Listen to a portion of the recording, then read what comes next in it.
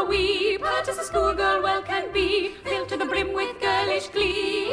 Three little maids from school, everything is a source of fun. Nobody's safe for we care for none. Life is a joke that's just begun. Three little maids from school. Three little maids who all unwary come from a ladies' seminary. Three from genius to Tulare. Three little maids from school. Three little maids from school.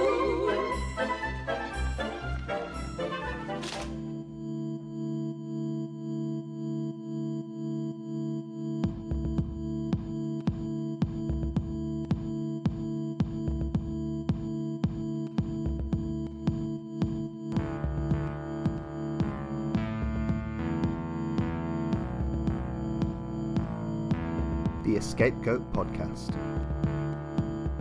A podcast series featuring the discussion of many different topics, flaws and all, based on personal whims and fascinations. Hosted by me, David Fagiani, and several different guests.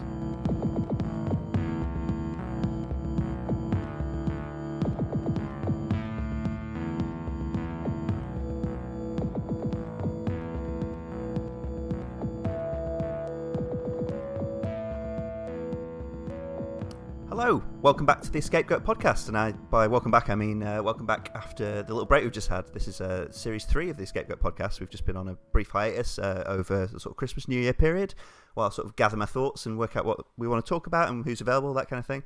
So really good to be back, and I'm particularly glad to welcome, as my first guest of this run, Chris Doughty. How are you, sir? I'm good, David. Thank you so much for having me here. It's quite the privilege. It's an absolute pleasure. Thank you very much, you old flatterer. I've been wanting to have you on the show for ages, and actually that part of that is, I should say for the audience, I've known Chris for many years. We met in 2015 and we worked together.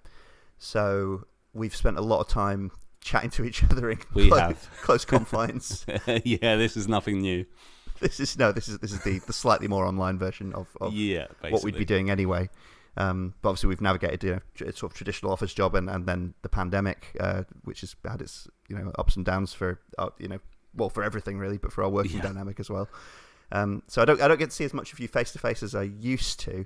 That's fair to say, isn't it? It's taken quite the drop, the amount of time. I mean, is it fair to say that pre-pandemic we probably saw each other more than anyone else in our lives for a good few years? I think definitely I used to see you more than my partner. It was I think everyone was aware of at the time. Yeah It's weird, that, isn't it? Because I think when we got into the main topic of today's podcast, quite a lot of the time I'll be stopping myself saying, I know I probably said this to you in the office a million times. That's gonna I mean, likewise, we will both be saying that several times. I'll get most of that in the edit, but for people listening to the unedited version, you'll know it was there. Absolutely. But it's great to have you on, Chris. I just wanted to, before we talk about tonight's topic, I just wanted to talk to you a little bit about your own podcast, and kind of, I suppose, less about the specifics, although obviously I'll let you plug it properly, like at the end of the show and everything. But more just about the kind of your sort of history with it, I guess, and how it's, I think particularly how it's sort of functioned initially as a sort of social thing, and then how it's functioned through the pandemic and stuff, because obviously I've got my own versions of that a little bit. But do you want to tell the listeners a little bit about the podcast? You've been running for years now. No, thank you. So I am the co-host of a podcast called the Wasting Time Podcast, and we started this with like very shortly after I first met you, David, which I guess was 2015, wasn't it? So yeah, we started the podcast in late 2015, and it's a music oriented podcast. And at the time, one of my now ex co-hosts had said to me, because we both played in bands in the sort of London alternative punk rock scene, and he just texted me one day and said, "Oh, you, me, and this other guy, we should start a podcast." And I was just like, "That's a brilliant idea." I'd never thought of it, and like obviously podcasts were huge back then. I mean, not what they are now, but they were still pretty big. But it wasn't kind of like, people you knew were doing them as much. It still kind of felt like a thing other people did, didn't it? Exactly that. And it was just like one of those kind of moments. I was just like, oh yeah, why shouldn't we do that? And then so he suggested it. I was keen. The other guy was really keen. He kind of took the driving seat and worked out everything we needed to do, how you get like on a podcast platform, what equipment you need, and that kind of thing. And then we started it up, and it started as it was always recorded live in my flat, and we would try and get a guest every episode from the kind of London alternative music scene. Mostly people we knew, because people had to be free we had to all be free, and they had to be free to come in person. And it was really fun. It was always felt lighthearted, and we thought it was funny. Obviously, you never know like how you appeal to an outside audience, and it's hard to be objective about those kind of things. But it was cool. But yeah, as I say, in those early days, we only had like kind of local people on the scene. We had the odd fluke where if anyone, this is particular for people who are into sort of pop punk music or whatever, but we had Mike Herrera from MXPX. Name might not mean anything to any of your listeners, but maybe a couple might ring a vague bell. So I like how small a slice that is of my already small audience. We've narrowed that down to the minuscule now. Right, yeah. Proper niche. So we had a fluke with having him come on, but apart from that, not real sort of celebrities in that scene. But as it went on, I kind of got harder and harder to get guests, and we're all growing older. It's harder for everyone to be free. And then one day I emailed a band I liked in America, and I thought, we could do like a Skype interview or something. For some reason, I'd never thought of doing that, and we'd had the podcast about 3.5 years at that point. Yeah, it was really old school. They had to be there physically. It just didn't work. Exactly. Yeah, I don't know why it took me so long to have that eureka moment. But yeah, so this person was keen, and then I went to my co-hosts who weren't keen, and then I kind of, that kind of led to us kind of having disagreements and not wanting to do it anymore. So long story short, I got my friend Nick, who's based in the Northeast, on board, likes the same music as me, and like ever since then, this is early 2019, him and I have been like reaching out to people in the sort of emo pop punk scene, sort of old and new, just hassling them for their time, and that's kind of what we do now. And it's always done remotely. I'll get this endorsement in early, because people might know who know me that I don't really know anything about the pop punk scene, and sure. it's not my genre really.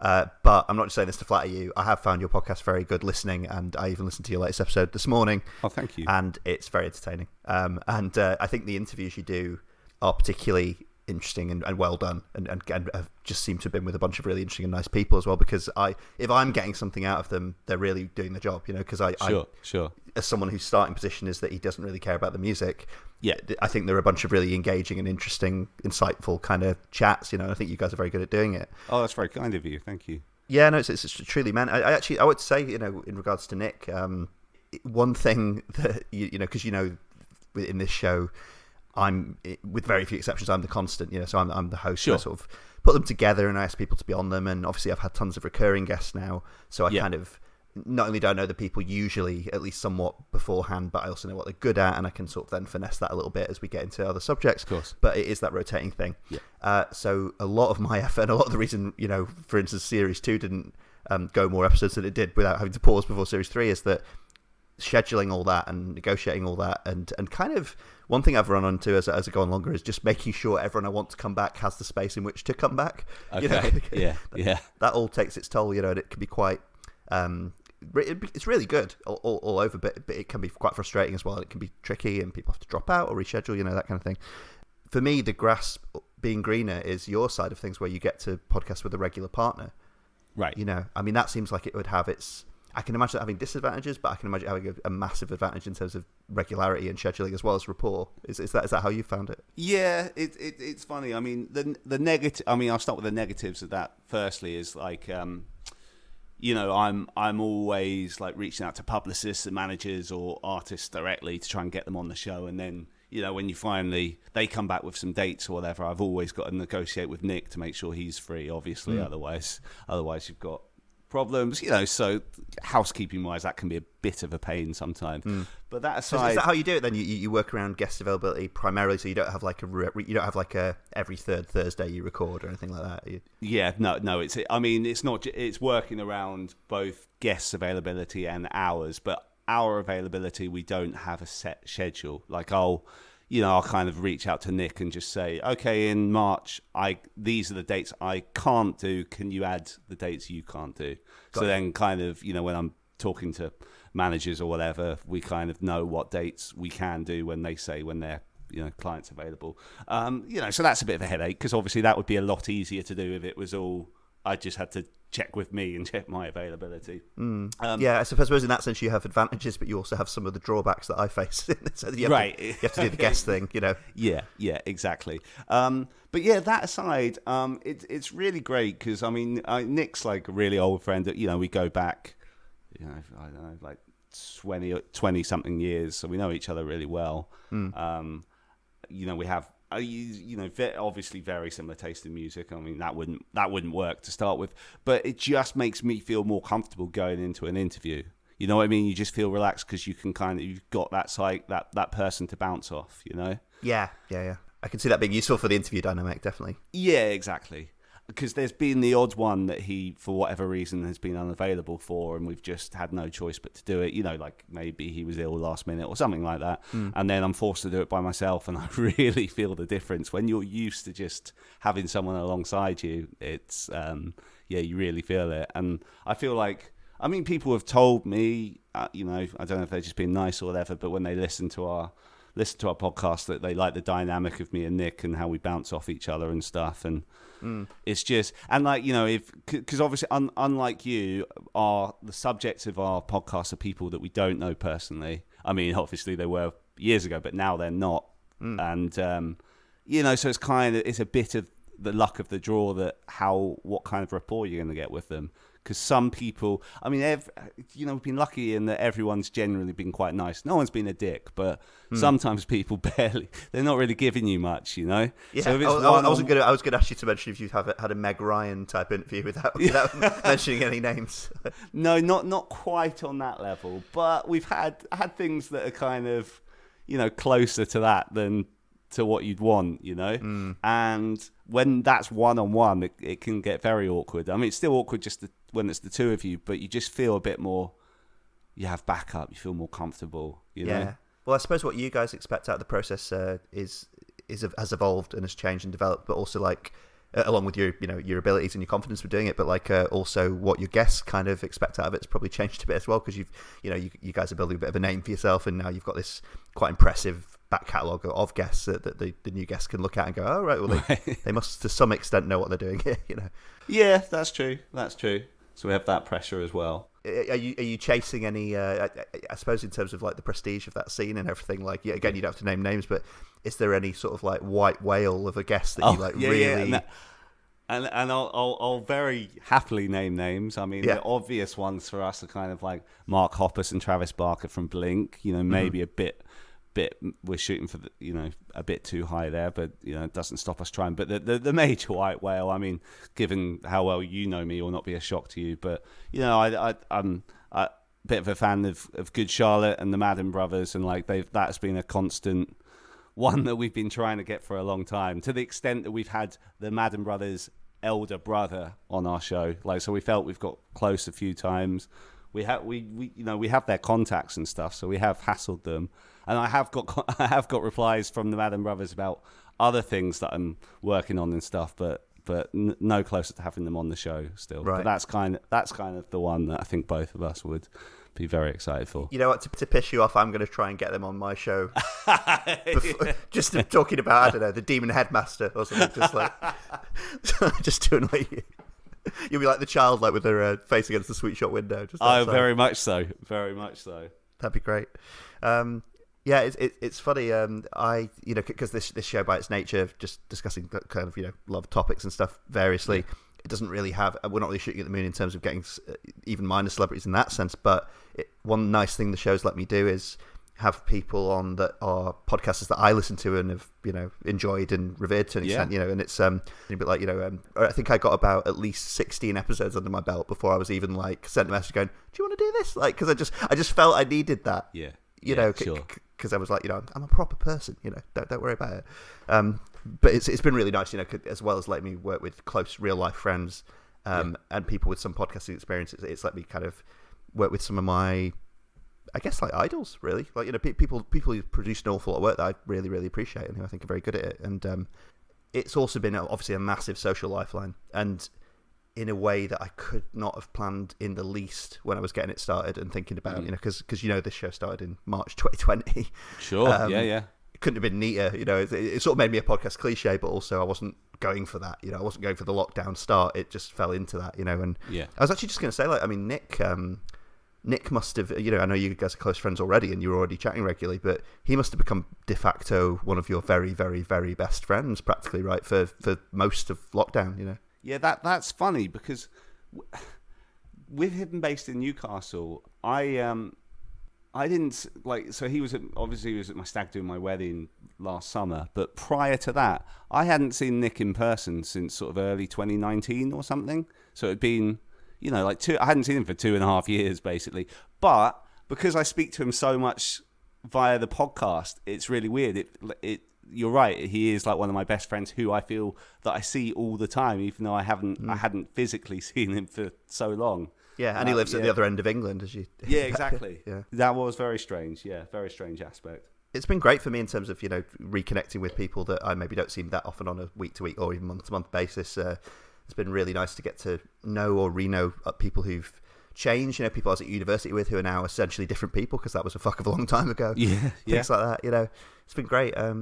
Just before we move on to the main topic of the show, I just wanted to let you get the chance to, because you talk about your wedding, which obviously is a big thing that happened in the last 2 years. I wanted to get you the chance to mention that thing that my brother sent you because it relates to the promotion of your podcast. Yeah, so basically, your brother's been on this show before, right? He's been on about 6-7 times or something. Yeah. So regular listeners will obviously be familiar with him and know that he's a lovely, lovely man. But yeah, your brother, who I've only ever actually met in person at your stag do and wedding some years ago. But we've stayed in touch since then, spoke every now and then or whatever. But I hadn't for whatever reason just messaged him for it'd been quite a while, like over a year or whatever, and I saw something Slipknot related, so I was like, I'll reach out to let's open up dialogue with Matt again. It's been ages. That's his cup of tea as well, yeah, exactly. Yeah, exactly. So I did that, and obviously he came straight back, and then he says sent and goes, it's great to hear from you, and by the way, massive congratulations. And obviously having been married recently, you were at my wedding, and I thought that he was referring to that, but then I read the rest of the message. It was massive congratulations on the tweet you received from Mark Hoppus. And I was just like, that's amazing, because I told my wife straight away. She thought that was amazing too, and and I had a tweet from Mark Hoppus like the week before, which he kind of understands is perhaps as big a deal, maybe a bigger deal than my wedding. Yeah, it's on the list of top things that happened. Yeah, exactly. They're both on the list. We should emphasize. Yeah, completely. Yeah, that's great. That says a lot about my brother and you. Yeah. Yeah, so I mean, the main reason I got you on the show today, Chris, is and thanks for coming on to chat about this. It's a shared interest, and I think something that you have watched more of and know more about than I do. But although I've seen most of it and like it a great deal. I wanted to talk to you about the now absurdly long running comedy show Curb Your Enthusiasm, which started. I mean, it sort of started with a pilot in 1999, didn't it, for Correct. HBO? Yes. And a regular series starting in 2000 or 2001? Maybe 2000, I feel. Yeah. Well, I love that we're already at stuff we have to look up. Yeah. We'll confirm just the basic dates. Can I take a moment, please? On behalf of my adorable new girlfriend, thank you for a delicious dinner. Thank you for coming. Cheers. Cheers. Prego. Marty. Cheers. Health, happiness. So nice to meet you. Yes. Thank you for having Very me. nice. You can't clink, Larry? I don't have to clink. Because it's a custom that people do, which is friendly Stupid and nice. Custom. What does it mean? The clinking. Cheers. You know, you pick up a knife like this, a steak knife, you get the urge. I do that. I want to stab. I want to stab with it. You know? Really? Yeah, because you pick up a baseball bat, you want to swing it. You pick up a tennis ball, you want to throw it. When you have a knife, you want to stab, do you not? Huh? A little bit. Yeah, you know they should have? What's that? Stabbing range. Get out of Yeah, here. a stabbing range where you stab dummies. Wow. You feel good. You feel good. Where would the stabbing range be? In the valley. What do you think, Marilyn? The knife? You feel like stabbing somebody? Yeah, I feel like stabbing someone. Interesting. This is fantastic food. Thank you. It really is. Yeah. I can never get my potatoes like that. They're really good. What is this, tap? Yes, it is. No filter? No filter, tap water. Huh. Interesting. Surprised you don't have a filter. You have no filter. That's It's quite obvious. That's true. That's a You good just thing. say whatever comes into your mind. Yeah. You don't really modulate your Yeah. inner feelings at all. Yeah, it's a good thing for me, but it's a bad thing for water. Most people listen to this will know, I think, that this is the long-running sort of improvised, partly improvised comedy show created by and starring Larry David, of whom more in a bit. But I just want to ask you first, where did you first stumble across Curb Your Enthusiasm? And this is the first of my questions that we've definitely talked about before, but for the benefit of the microphone. Yeah, of course. And can I apologies if you were going to bring this up later on, but like in the run up to this, I realized this is something we haven't mentioned, but can I just say, so for the listener, David and I about 5 years ago went to a Curb Your Enthusiasm pub quiz in Hackney, and like Was that 5 years ago? Yeah, 2017, mate, nearly 5 years. Yeah. Jesus Christ. But so you and I obviously go back a long way now, and I would say in all the years I've known you, I don't think I've ever seen you as impressed with me as you were after that night. Well, that Mark Hoppus tweet was a close second. But, right, okay, yeah, fair enough. Yeah, no, you're a machine. Like, I mean, I'm not just going to get you to recite trivia on the show, but that was quite something. But yeah, so to answer your question, I first came to Curb Your Enthusiasm. It was early 2004. I was traveling around the west coast of America with my brother, and so prior to this trip, obviously I hadn't heard of Curb, but had heard of Seinfeld. Never watched it, but knew it was a kind of highly rated show, even though it'd been off the air for some time at that point. So we'd be staying in a lot of motels on that trip, and you turn on the TV and, in the same way as Frasier and Friends, episodes of Seinfeld would be constantly shown. So we ended up watching a lot of Seinfeld, and we were starting to get into it. And at this point, we were at a random motel off the motorway in Denver. And I remember we were there for 3 nights, and it was a fancy one because it had HBO. So we were watching. I remember we were watching a lot of Seinfeld. We were watching the Keith Hernandez episode of Seinfeld, to be precise. But every time we put it on because I don't know if HBO still do this in their kind of regular schedule, but certainly around that time they would, if there was a new episode of one of their flagship shows, they would just repeat it all week. So every time we put HBO on, there's this program about this bald guy, and he was rehearsing to be in The Producers, and David Schwimmer was in it playing himself, and we were like, what's this? And we'd watch like a couple of minutes of it before switching over. That was quite good. And then we ended up sitting watching the whole thing. My brother was like, oh yeah, he's playing himself, and he's like the co-creator of Seinfeld. So we actually sat down to watch that episode properly, and there were several bits that stood out that we just thought were brilliant, and we're like, oh, this is kind of it's a bit like Seinfeld, but it's more modern, and obviously has a bit of a different feel for it. It's not just a rehashing of Seinfeld. So we really liked it. And then on that same trip, we were back in Hollywood a few weeks later, and we were staying at this nice hostel that had a really nice TV room. There was more Curb on it, and we're like, oh, that's that program we saw in Denver. And it was actually the the pilot that you just mentioned that was on it. So we sat and watched that, and again, loved it. There were so many little things from it, like things that we kept quoting to each other, and like, oh, that was, and like little situations that came up in it, and we were like, oh, the way he thought of that's really clever. Like, yeah, that's one of those. Have you ever noticed this kind of thing? Like, and we just loved the humor.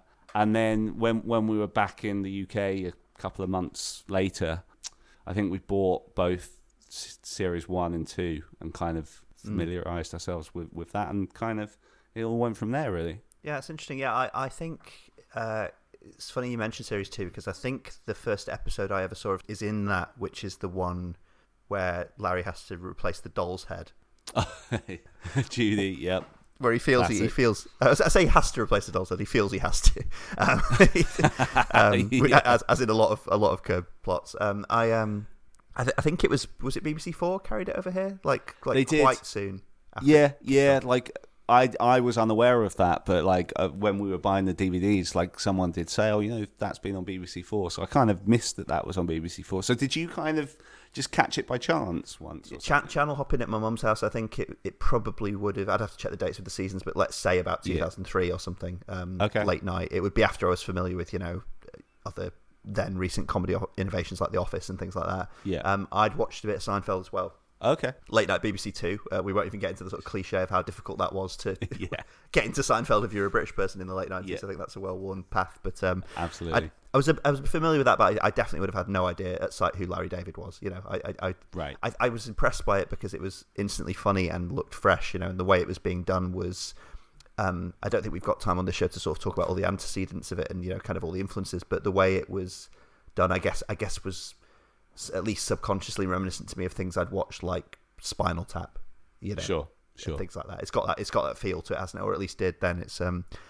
It was kind of up there with The Office in terms of early noughties comedy that just looked and felt different, wasn't it? Yeah, because that's the thing is, like, people talk about Curb as being like a development of Seinfeld, or like Seinfeld 2.0 and things like that, and it is in some ways, but it's also kind of, we talked when we were doing previous episodes on the show about like Spaced and other kind of like late 90s early noughties sitcoms. We were talking about how the way in which sitcoms changed the way they looked around those years, and we talked about that mostly from a British perspective, of which The Office is a huge example, obviously, but like Curb instantly, it's funny, isn't it, when you watch the pilot for HBO, which happens a year after the Seinfeld finale. Yeah. They're from different worlds, aren't they? I know, that timeline's really weird because you sort of automatically assume it's a good 6 years after it or something. But yeah. Yeah, because Seinfeld is, again, not the main focus of this episode, but like Seinfeld is obviously this huge example of a lot of people would have it as like a culmination of one of the best sitcoms ever made, one of the best US sitcoms ever made. And it is that, but it comes in kind of at the end of that format, doesn't it? Like it's almost like the last sitcom of that type that we'll talk about as being great, it feels. Yeah, I think that, certainly others have come along since and stuff, but yeah, you're right. I don't know what kind of rose up there and would hold itself up against it in that sort of format. Yeah, that's a good point. Well, I suppose it's part of the last crop of them, isn't it? Like, with Friends and Frasier being the other two obvious ones to mention from that time, but they both started after Seinfeld. And obviously declined quite a lot. And then, like, I guess the next batch of sitcoms in that style was the likes of How I Met Your Mother and Big Bang Theory and stuff, like the following decade, I suppose. But then that felt like they'd, this might be partly the sort of like niche critical community we inhabit, but, it just felt like they had gone off the boil in terms of things that people would talk about as being great, really. Obviously it doesn't mean they don't have millions and millions and millions of fans. It just means they're not talked about by critics as being like the zeitgeist of their generation kind of thing. Yeah, of course. And that's partly, to be honest, to bring it back, that's because of things like Curb, really, isn't it? It's like Curb almost killed the dinosaurs in that respect, or it like contributed to it. Yeah, no, absolutely. As you said, Curb, The Office, and like to a lesser extent, in my opinion, Arrested Development, because that kind of came at that time, and like I know that's a very different program, but it's kind of I feel it was part of that new wave of shows in that style. Yeah, well, laugh trackless, single camera sitcoms and that sort of thing. And I think we also might end up, we'll do this a bit more when we talk about the sort of characters in Curb and things like that, but I think we you probably have to mention things like Always Sunny as well a bit later. Yeah. Because I think one of the big, when you talk about Larry David's the fictional, this is where it's going to get awkward, the man Larry David in real life and then the character Larry David in Curb Your Enthusiasm. But when you talk about the fictional Larry David's persona, you have to sort of compare him to things like Always Sunny in Philadelphia, because they arguably go a bit further in some respects. And we can debate the pros and cons of that.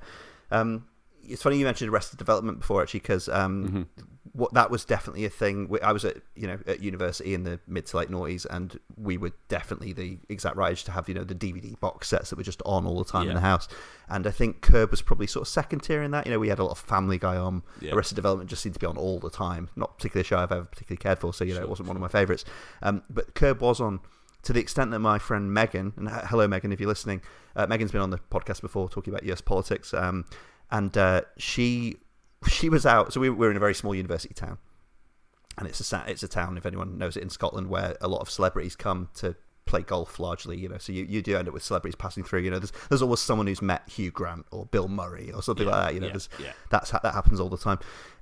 But Megan was out. I wasn't out with Megan, but I lived with her at the time, and she was out in town at one of the 3 pubs, and she recognised this guy that I liked from the television. I'd obviously inflicted Curb on her enough that she recognised this guy, but she didn't really know. She knew that comedy guy that I liked from the telly, and she saw Megan being like a 21-year-old young woman at the time, and she went. He was like talking to someone. This is Larry David. Larry David was in a bar, and my friend Megan went up to him, and she asked him, very so lovely, to none of her own gain. She was just like, "Hey," I don't think she even remembered his name, but she was just like, "Hey, my friend's a huge fan of your work. Can you get an autograph?" And he was like, "Yeah, sure. Why not?" He seemed to be in a really good mood. Yeah. And he took a little piece of paper and he wrote "Dear David," and then he wrote "Best," and then the way Megan described it to me, he was like, he paused, he looked at the piece of paper he was signing, he was like, "Best. I just wrote best. What do you write after best? The best wishes, best regards, best.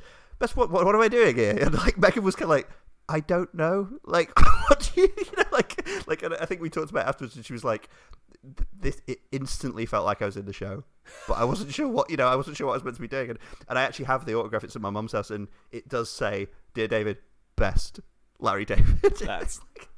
I can't believe that story. That's incredible. That is incredible. I'm going to find that piece of paper and show you. Please do. That this happens. But Megan, if you're listening, I'm still very grateful for that. Yeah, no, that's amazing. Yeah, well done, Megan. And I can't believe we don't dine out on this story more, because it's incredible. That's true. It's even better than your Kingfisher story, which I'll not get into now, because that's a whole other crazy story from your life. But that's the one that I always remember. But this is better. I'll do the Kingfisher story on Patreon as an exclusive. Yeah, there you go. Anything for content. But I just wanted to mention briefly, because you were talking about things we did years ago. Do you remember when we went to that screening of Larry David's late 90s film project Sour Grapes? Yes, I do. Yeah, just before the pandemic, I think that was. Was that just then? Yeah, that was because that's quite. Some people listening to this might have seen that, but that's relatively obscure and not really very well considered kind of attempt by Larry David to foray off into movies. After he left Seinfeld, right? I think before, about around about the time Seinfeld ended as well. It's 98, isn't it? And that's a mixed bag, would you say? That film? Yeah, was it, that time we saw it together? Had you seen it? Remind me, was that your first time? No, seeing it? not at all. I'd barely heard of it, I think. Oh, okay. What was your impression of that? I remember it being pretty entertaining. I know you told. Yeah. I mean, it's weird because when you watch these things this way around, it's clear there are things in there that are trying to negotiate this new kind of mode for that style of comedy. So you see things, in some ways it plays a little bit like Seinfeld the movie, but in some ways there are seeds of Curb in there. Yes, in terms of the definitely. character behaviour and the Definitely. style. But then also it just looks like a generic late 90s comedy as well. So it's kind of it does. It's not got the highlights of any of those styles, I suppose. No.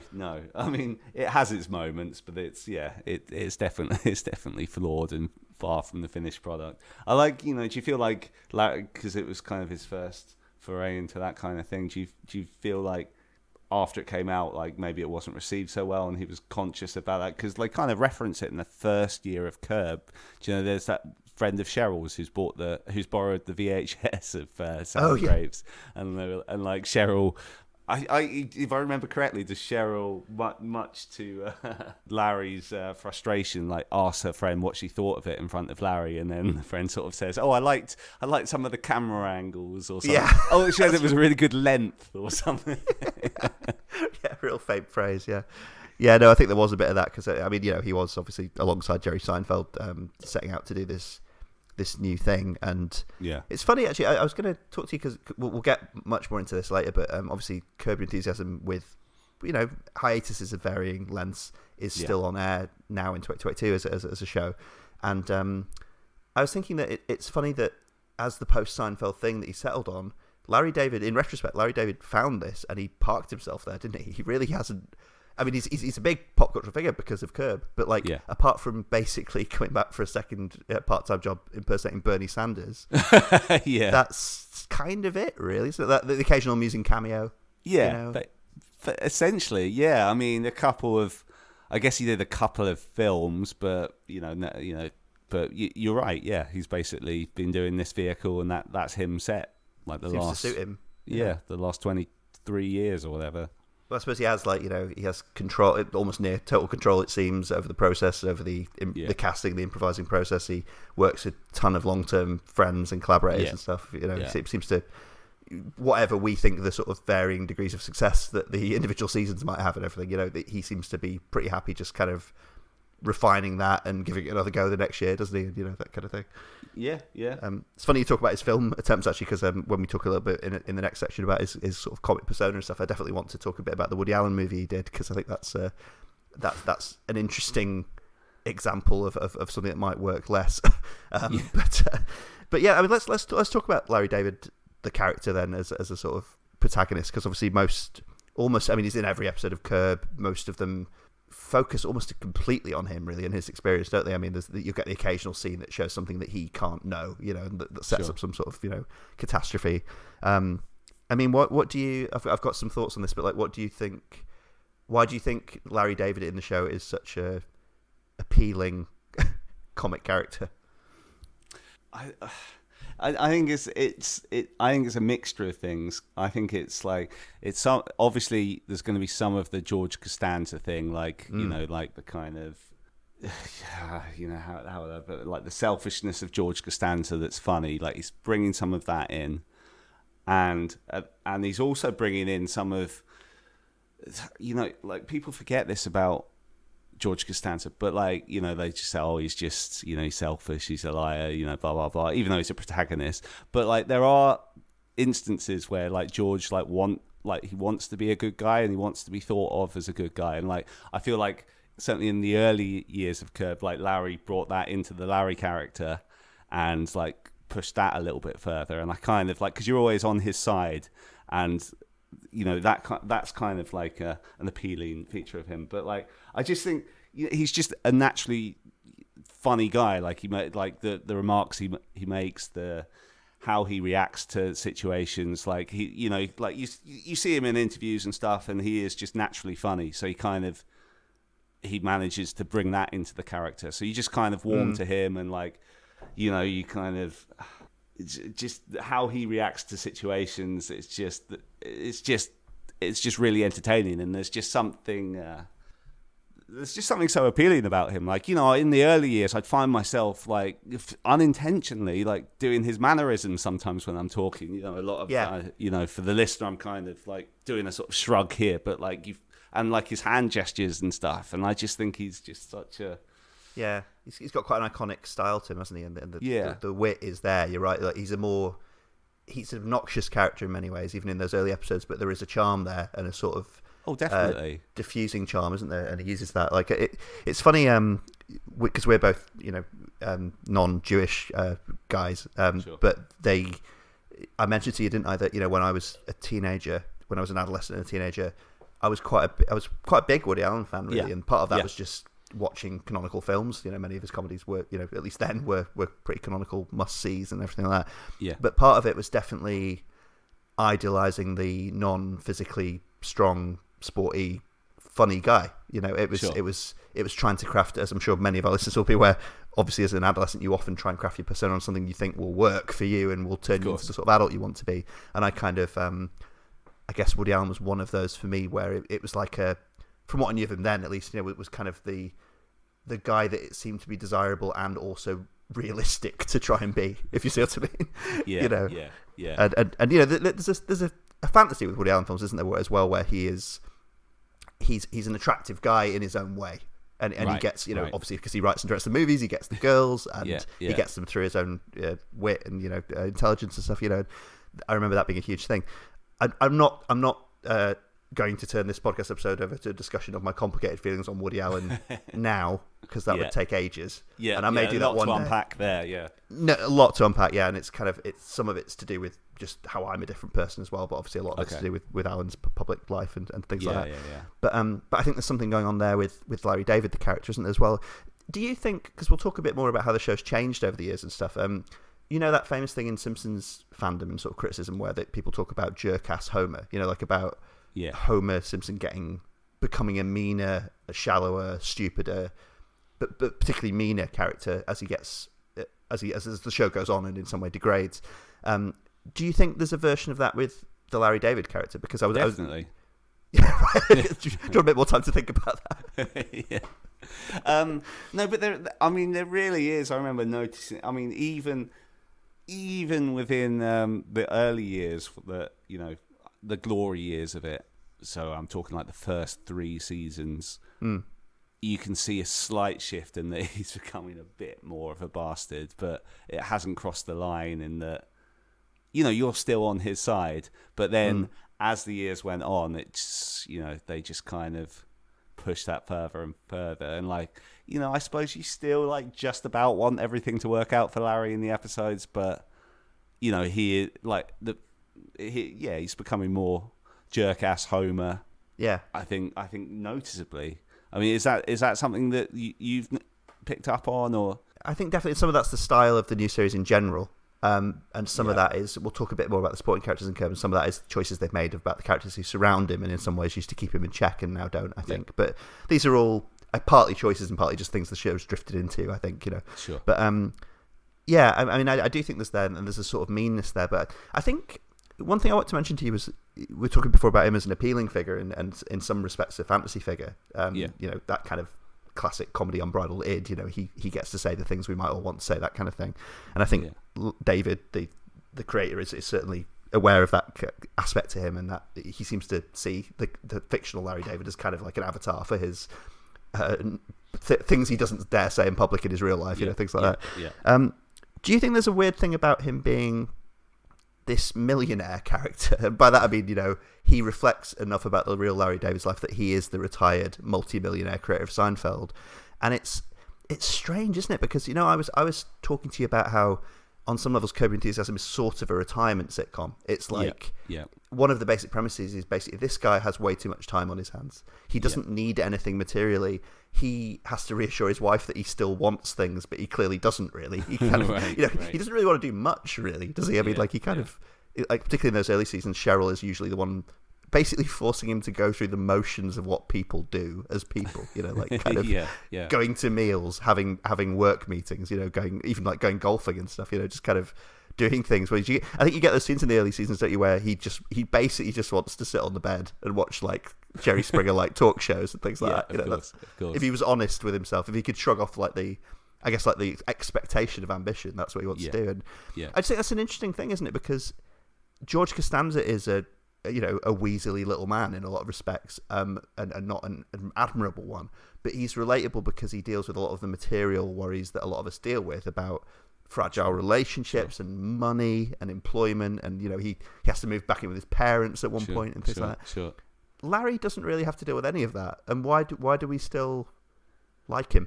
That's true, but isn't that maybe what he's consciously trying to do with the show? Just saying, look, you can be as successful as anything and have as much money as anyone can have, but you are still going to have these little annoyances that life is going to throw at you that are inescapable, no matter how how financially secure you are, how famous you are.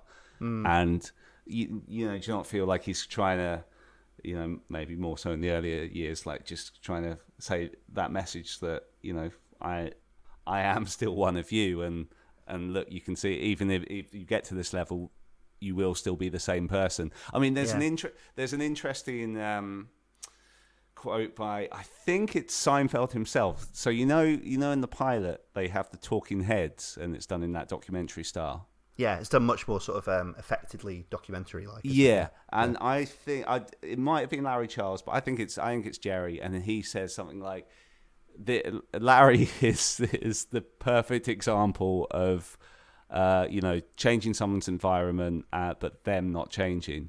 And he's like, because everything in this man's life has changed, but he is exactly the same. So I suppose that idea is kind of portrayed in the show, really, isn't it? It's just he's still the same guy, still gets annoyed about the same petty things, the kind of things that X amount of money can't really fix. But at the same time, it's as the years and the seasons have gone on, it's become a bit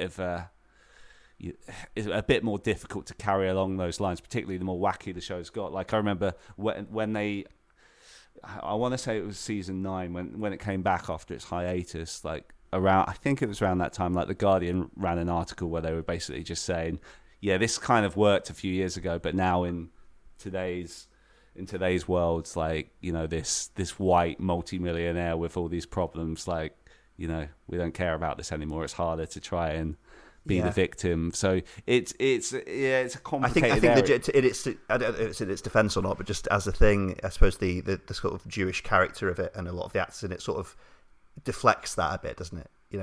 He's white, but it's also which I mean, that's a minority sitcom. Yeah. Oh, of course, yeah, and that's a whole other thing. Yeah.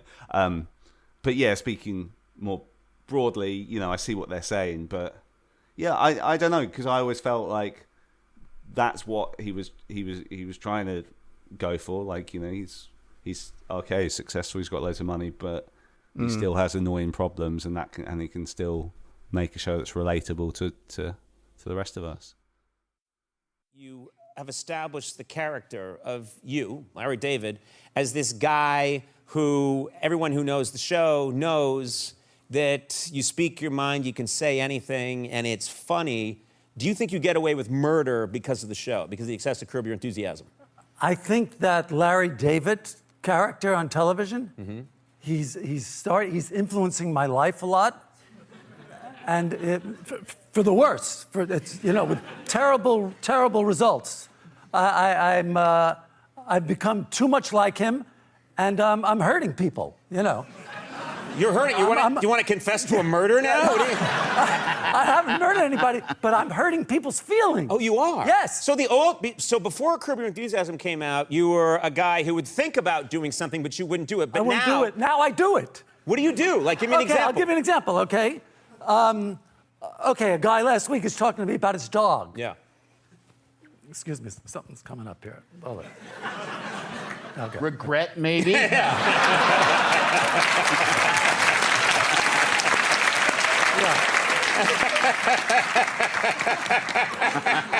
Way to blow my story.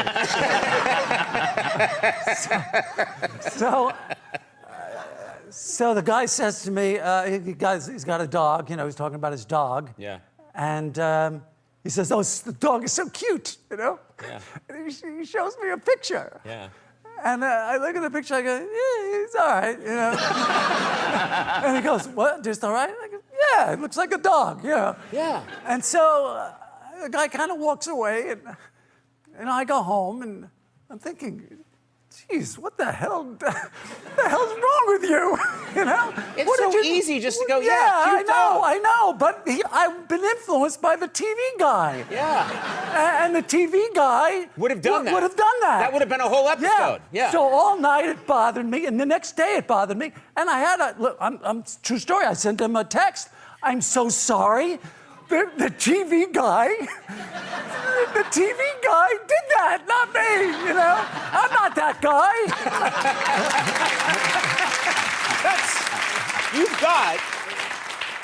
You've got the greatest out now for anything you do. Yeah. Anything you do in your life. Yeah. You could take scalding hot coffee and throw it in my face, burn me, and then the next day, like, it was the TV Larry.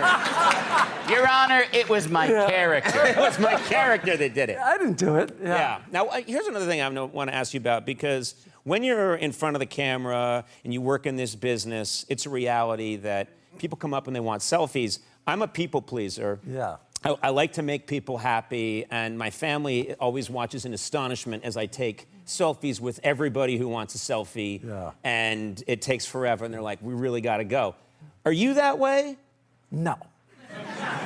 So are you comfortable? I mean, because you're also a nice guy. You are a nice guy, but I could see you not. I'm conflicted, but I have a good out now. When I'm outside and they ask me for a selfie, right? I go, I don't do that outside. I do that inside.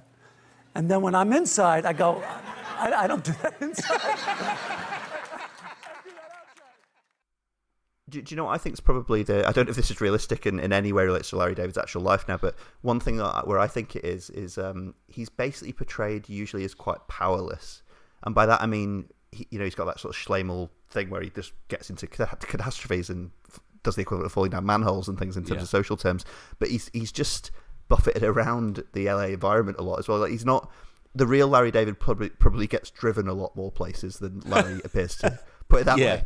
Larry David, the character, seems to be out and about on the street, going and picking up his own stuff. And you could say that works for the character because he has nothing else to do. He's basically looking... This is where it comes back to for British viewers, the Victor Meldrew thing. He is a version of that prematurely. He's retired by his own success, so it's different, but he's basically prematurely retired. And he has to create stuff for himself to do, and in a way his arguments are things for him to do. The fights he picks, but it's that power thing, because obviously we've had this, particularly the last sort of 5-6 years, of greater awareness of the harm powerful men can do in a whole bunch of environments, but showbiz obviously not accepted. And I think the character of Larry we're allowed to love him because he gets into all these squabbles and fights, but he does it on an equal footing. So if he gets into a fight with a hot dog vendor, say, or something, he won't do it as the multi-millionaire Larry David who could probably have that guy killed. He does it as the jerk on the street, right? He does it on the George Costanza level, he doesn't use his power to get people he finds irritated. There's probably a few examples of this, actually, but I was going to say to get them fired, to take advantage of them in financial or other means, that kind of thing. He has his limits of arseholery, Yeah, of course. Yeah, because he still wants us to remain on his side, I suppose.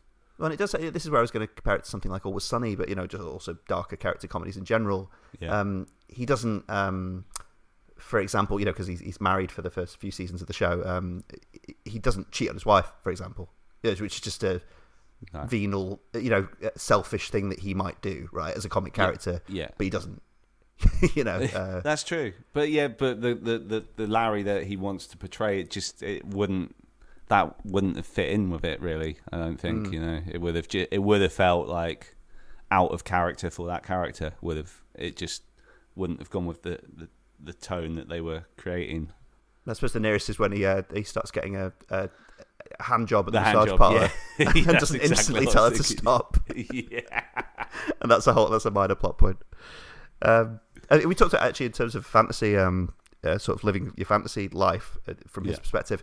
We talked a little bit about how the real Larry David has kids. He has a daughter, certainly, doesn't he? I think he has 2 daughters. Yeah. He has 2 daughters. Yeah, and one version of this is that fantasy, I guess, from his perspective, that this is the parallel Larry where he didn't do that, right? Sure. Yeah.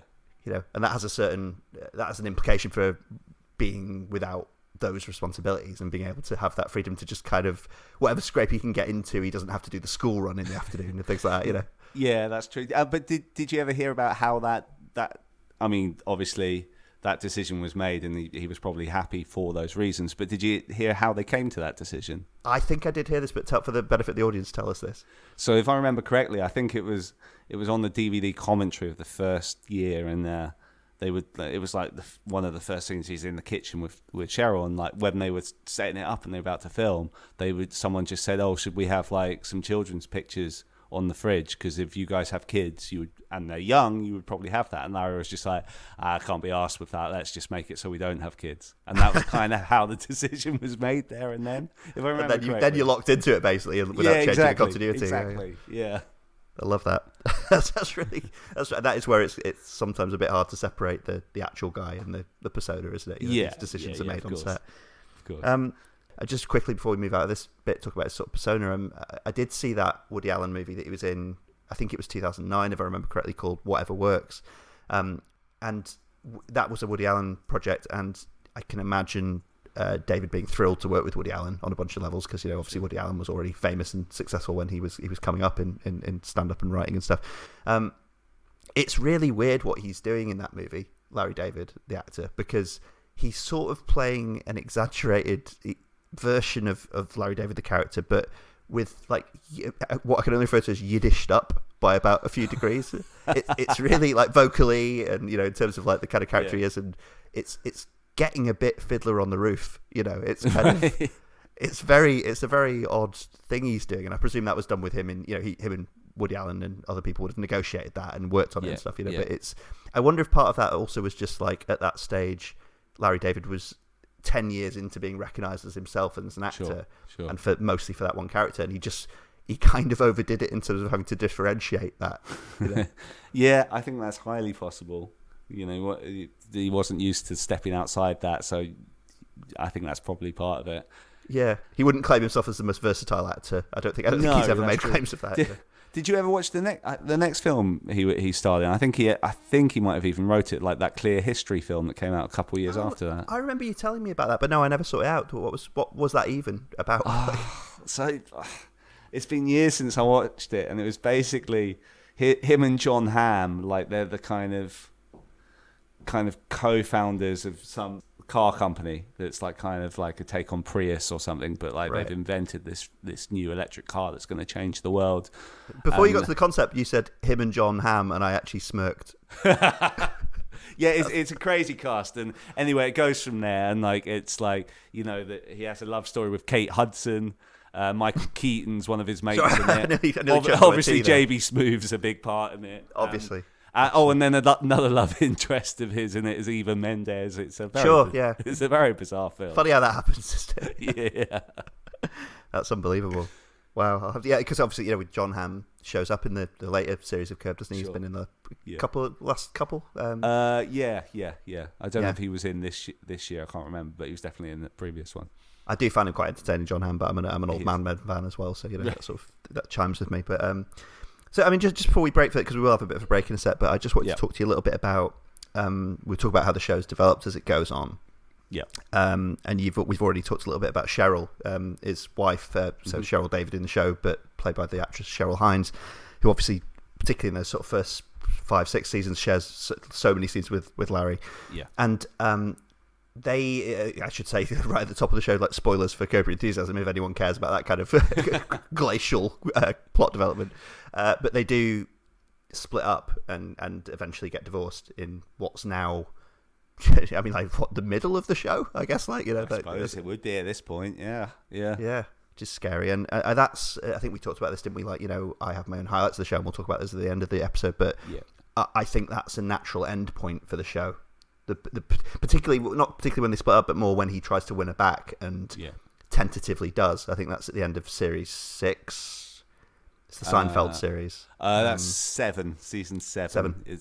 6 is the one when they split up, and he ends up with Vivica Fox. Oh character. Yeah. Like ends up with her. That's the end of 6. So it's the end of 7 that you're talking about.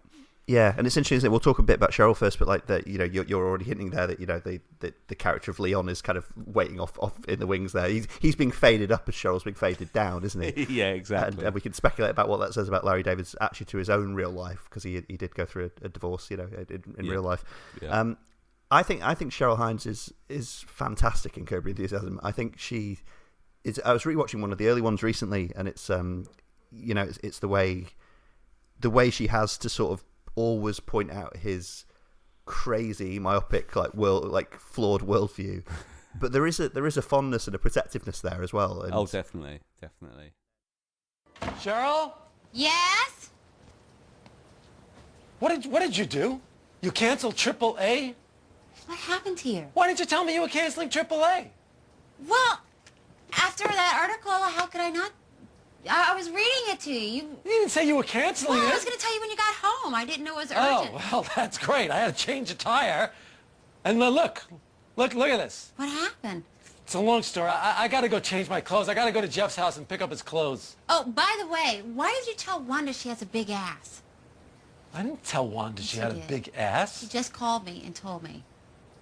I didn't say she had a big ass, okay? I yelled out the window and I said, I'd know that tush anywhere. That's all I said. Why would you do that? Why would you even comment about her ass? Why? What's the Because big you might as deal? well just go call out and say, hey, you've got a really big ass. It's the same thing. It was just a friendly remark, that's all. That's a friendly remark? Yeah, I was just being nice. I was being nice and chummy. You don't yell a comment about a woman's ass. There's only one way to take it. No. If she had a small ass, I could have said I know that tush anywhere. So what? You shouldn't say anything at all. You know, you just shouldn't talk Anyway, about... why? What's the big deal? What if I did say she has a big ass? So what? That's not so terrible. What's the matter with a big ass? I like big asses. There's no problem. You like big asses? I don't mind a big ass. I mean, no, that's not necessarily big. This is interesting. No, what? You love big asses? No, I don't love big asses. How big do you like them? I like them just the regular. I like them just like yours, okay? Oh. That's how I Because like mine 'em. is really big. and No, I it's like not 'em really big. big. It's not. It's good size. You just said I love big asses No, and I like yours. I said I don't mind them. I like your. Yeah, I like it. You know.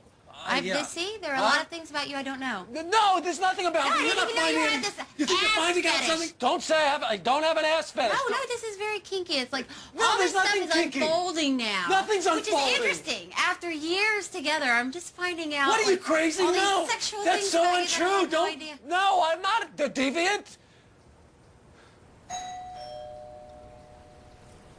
I didn't say deviant. Don't say I have an ass fetish. You got nothing on me. If I remember an early interview with him, like about the program, and Yeah. like, you know, just talking about how she was just right in terms of their chemistry, how perfect she is, and like, you know, and she is obviously she's quite a bit younger than him, but in his eyes didn't make him too much of a lech, to quote him. I mean, you know, that's up for debate. She is quite a lot younger than you, Larry. But I suppose like you see her and like you're not, you know, it could be a bit more icky, couldn't it? But well, you get a lot of men in the show who are dating younger women. I mean, yeah, that's not even. They the plot seem to have point, really. thrown that out the window as it goes on. Yeah. Well, it's just. I suppose it's just a feature of their world, isn't it? Like that's just what happens in their world. So it's kind of it's a mop to realism, a sop to realism in a sense. But yeah, I mean that. I think one thing that I know I've voiced to you before is like when you take Cheryl out of the show, which happens gradually. You know, it's not all at once, but when their marriage slowly breaks down, you do lose that to go to one foot in the grave. You lose the Margaret figure. You lose the figure who is a more well-adjusted person, who is sort of his conscience. I mean, not conscience, but kind of his warning light, his hazard light, I suppose, on when he's doing things. And obviously, they just have so many great scenes where she confronts him after he's done something terrible or badly perceived, and they're always great. But it's particularly the fact that she leaves the show, and then and at the same time, you know, you're featuring JB Smoove as Leon more and more, and he's like the furthest away from that character. Like if you imagine Larry as the character with the traditional devil and angel on his shoulder, Sure. he's the devil, right? Yeah, like as dramatically as Cheryl was the angel, you know, like yeah. So you're just turning it into a different show. For people who don't know the show very well, like Leon is, through ridiculous circumstances that I'm not even going to get into, Leon comes to live with Larry and is basically a sort of, I don't know how you'd even describe him, like a kind of feckless... I've seen this said many times on Reddit before. He sort of like becomes the Kramer, doesn't he? I suppose, you know. Oh, I suppose, yeah. That's kind of, you know. So Larry must be conscious of that, surely. You know, obviously there's big differences, but I guess he's the guy who runs in and something crazy is going on. You know? Yeah, so he's your gateway into something crazy. Yeah, because they didn't really have a. You know, if we are talking about parallels between that and Seinfeld, there wasn't really a regular Kramer sort of character before, I don't think. Whereas Leon definitely kind of fits that one. Well, it's funny as well, isn't it? Because we'll talk a bit more about other characters in part 2, but like Larry's world is somewhat realistic in the sense that he's mostly surrounded by other middle to late middle-aged couples who are fairly settled and either have children or don't, but that sort of thing. And Leon is this. It's not even really whether he's a realistic character. It's just that in Larry's world, he's a crazy character because he's single and young and responsibilityless, and that kind of becomes why it's funny to pair them as roommates, I guess, because he sort of points out how Larry's life has become that But for Leon, it's understandable. For Larry, it's kind of mad. Yeah, exactly. I mean, he kind of effectively leaves Cheryl. Well, I know she leaves him, but like, his marriage with Cheryl breaks up so he can be with Leon in some respects. I'd say comedically. Pretty much. So yeah, do you think after that first year with Leon, I suppose he ends up with Leon's sister? Maybe they were in. Lara was probably intending, as he has, as I understand, a few times to leave the show there. But then when they came back, I wondered, like, they were just like, well, okay, obviously let's just keep Larry living with Leon and keep that a thing for as long as the show goes, I guess. I don't know. Yeah, that was a really bizarre season. Kind of not just for that ending, but like to kind of tie it. Well, I suppose the show's always tied into like sort of cultural moments and stuff, hasn't it? But to tie it so directly into Hurricane Katrina, which I remember was a big focus of that series, that was an odd choice. But people made a lot of odd creative choices in the noughties, which is they did. a big focus of this. But no, it's definitely changed the tenor of the show, and I like that Cheryl is still around. Like, because we'll talk a bit more about this later. But like, I've watched quite a bit of the latest series, and you've watched all of the latest series, and Cheryl's in that. Yeah, she shows up, and I think I know, didn't I? That in bringing her into his sort of like she's now like an acting agent, and he brings her into like one of his latest schemes and things like that, and she actually gets the chance to shine in scenes where he's not there, which I feel there's been very little of. Yeah, that's true. They'd be pressed to think of a lot of examples of that prior to that. Yeah. Although that was actually, to go back to the sort of jerk-ass Homer thing, that was, I think, in those scenes in the latest series, he comes in and just treats Cheryl so abysmally that I'm kind of like, he comes in and he's just like, yeah, sort out this bullshit. Yeah, later, bye. So I'm like, this kind of, I mean, I know he can now do that because she's his ex-wife, but it's kind of, it takes the sheen off it a bit, doesn't it? Like everything they went through and to sort of maintain that mutual care for each other and stuff, and it's kind of like he has become a bit of a cartoon character. There's that. There's probably loads of other examples of that happening that you're probably more aware of than me. But I think it was just seeing him treat Cheryl like that. I didn't really. That's a good catch. That I didn't really. Maybe just in like the madness of what the program's become, I didn't really sort of sit and notice that. But yeah, you're right. And like if you see that contrasted against the early years, particularly with Cheryl, it's it's interesting. I think it was more that he'd always dumped a bunch of stuff on Cheryl, but it was mostly through his own mishaps and his own carelessness and his own kind of that's a different thing, obviously. His other obsessions, his other preoccupations, whereas this was just him going in and kind of treating Cheryl like shit, And I was kind of right. That's kind of a new thread and not one that I found very comfortable, Yeah. But I think the show has just stopped caring about their relationship. Basically, I think that's yeah, massively, yeah. But that went out the window a couple of years ago as a thing, Yeah, but I think in part 2 we'll break now. We'll have a little glass of water, and then we'll come back and we'll talk a bit more about the other, much more male relationships in his life, which have been more constant to him. So yeah, see you all in a bit. All right, sounds fun.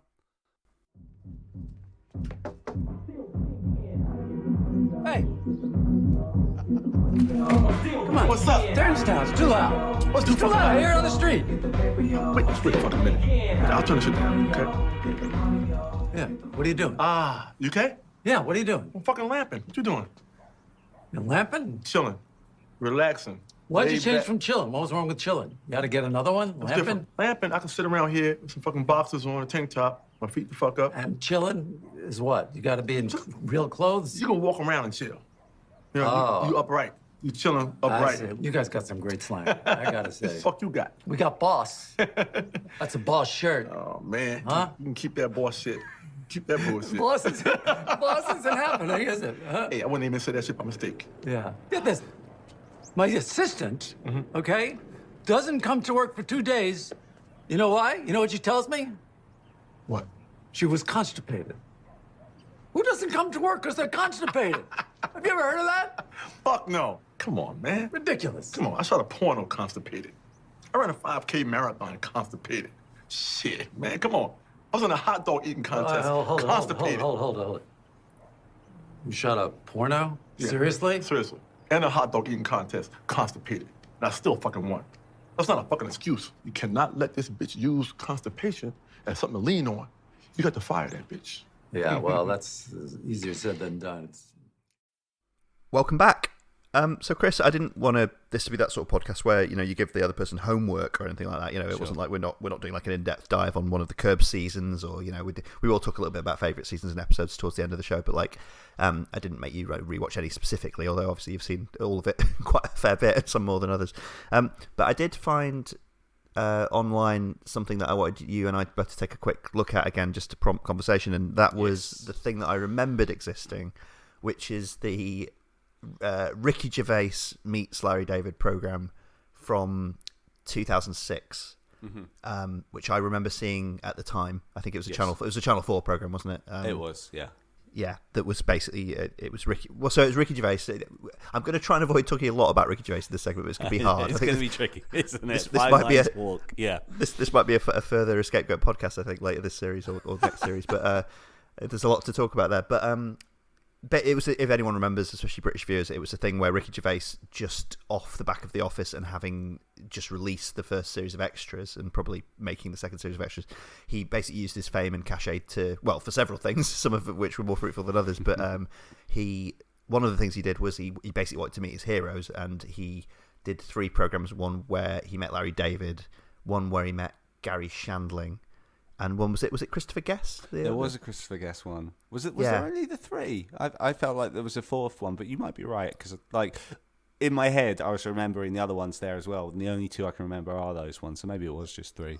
I was somewhat surprised they stopped coming, unless those are literally the only 3 living comedians he likes. That might have been it. But obviously, everyone remembers the Gary Shandling one, because that was an absolute disaster. An amusing disaster, by the way. If anyone wants to find it online, I might put it in the show notes. But that is a funny piece of TV, and actually, it's probably a funnier piece of TV now that a lot more people would enjoy seeing Ricky Gervais have a really uncomfortable time for an hour. Yeah, exactly. Which is definitely what is happening there. Yeah, it's made me realise we didn't talk about the Larry Sanders Show as being an antecedent to Curb as well, which I had seen a bit of. Yeah. Here we go. We warn the listeners about, but as we've said before in our many hours together, that was something that always passed me by for whatever reason. I've never really watched, and I wasn't a super fan. I'd seen bits of it, and enough to know that Curb was a bit like it aesthetically and things like that. When it came out. But anyway, to get back to that, so this in this episode of that from 2006, Ricky Gervais goes to LA and interviews Larry David, and they have apparently what was quite a lengthy chat, cut down to be like a 50-minute program, and they basically talk about each other's work as they perceive it then. And I think I looked it up, didn't I? Like, was Curb Your Enthusiasm onto about series 4 or 5 then? I tell you exactly, because I remember it very distinctly.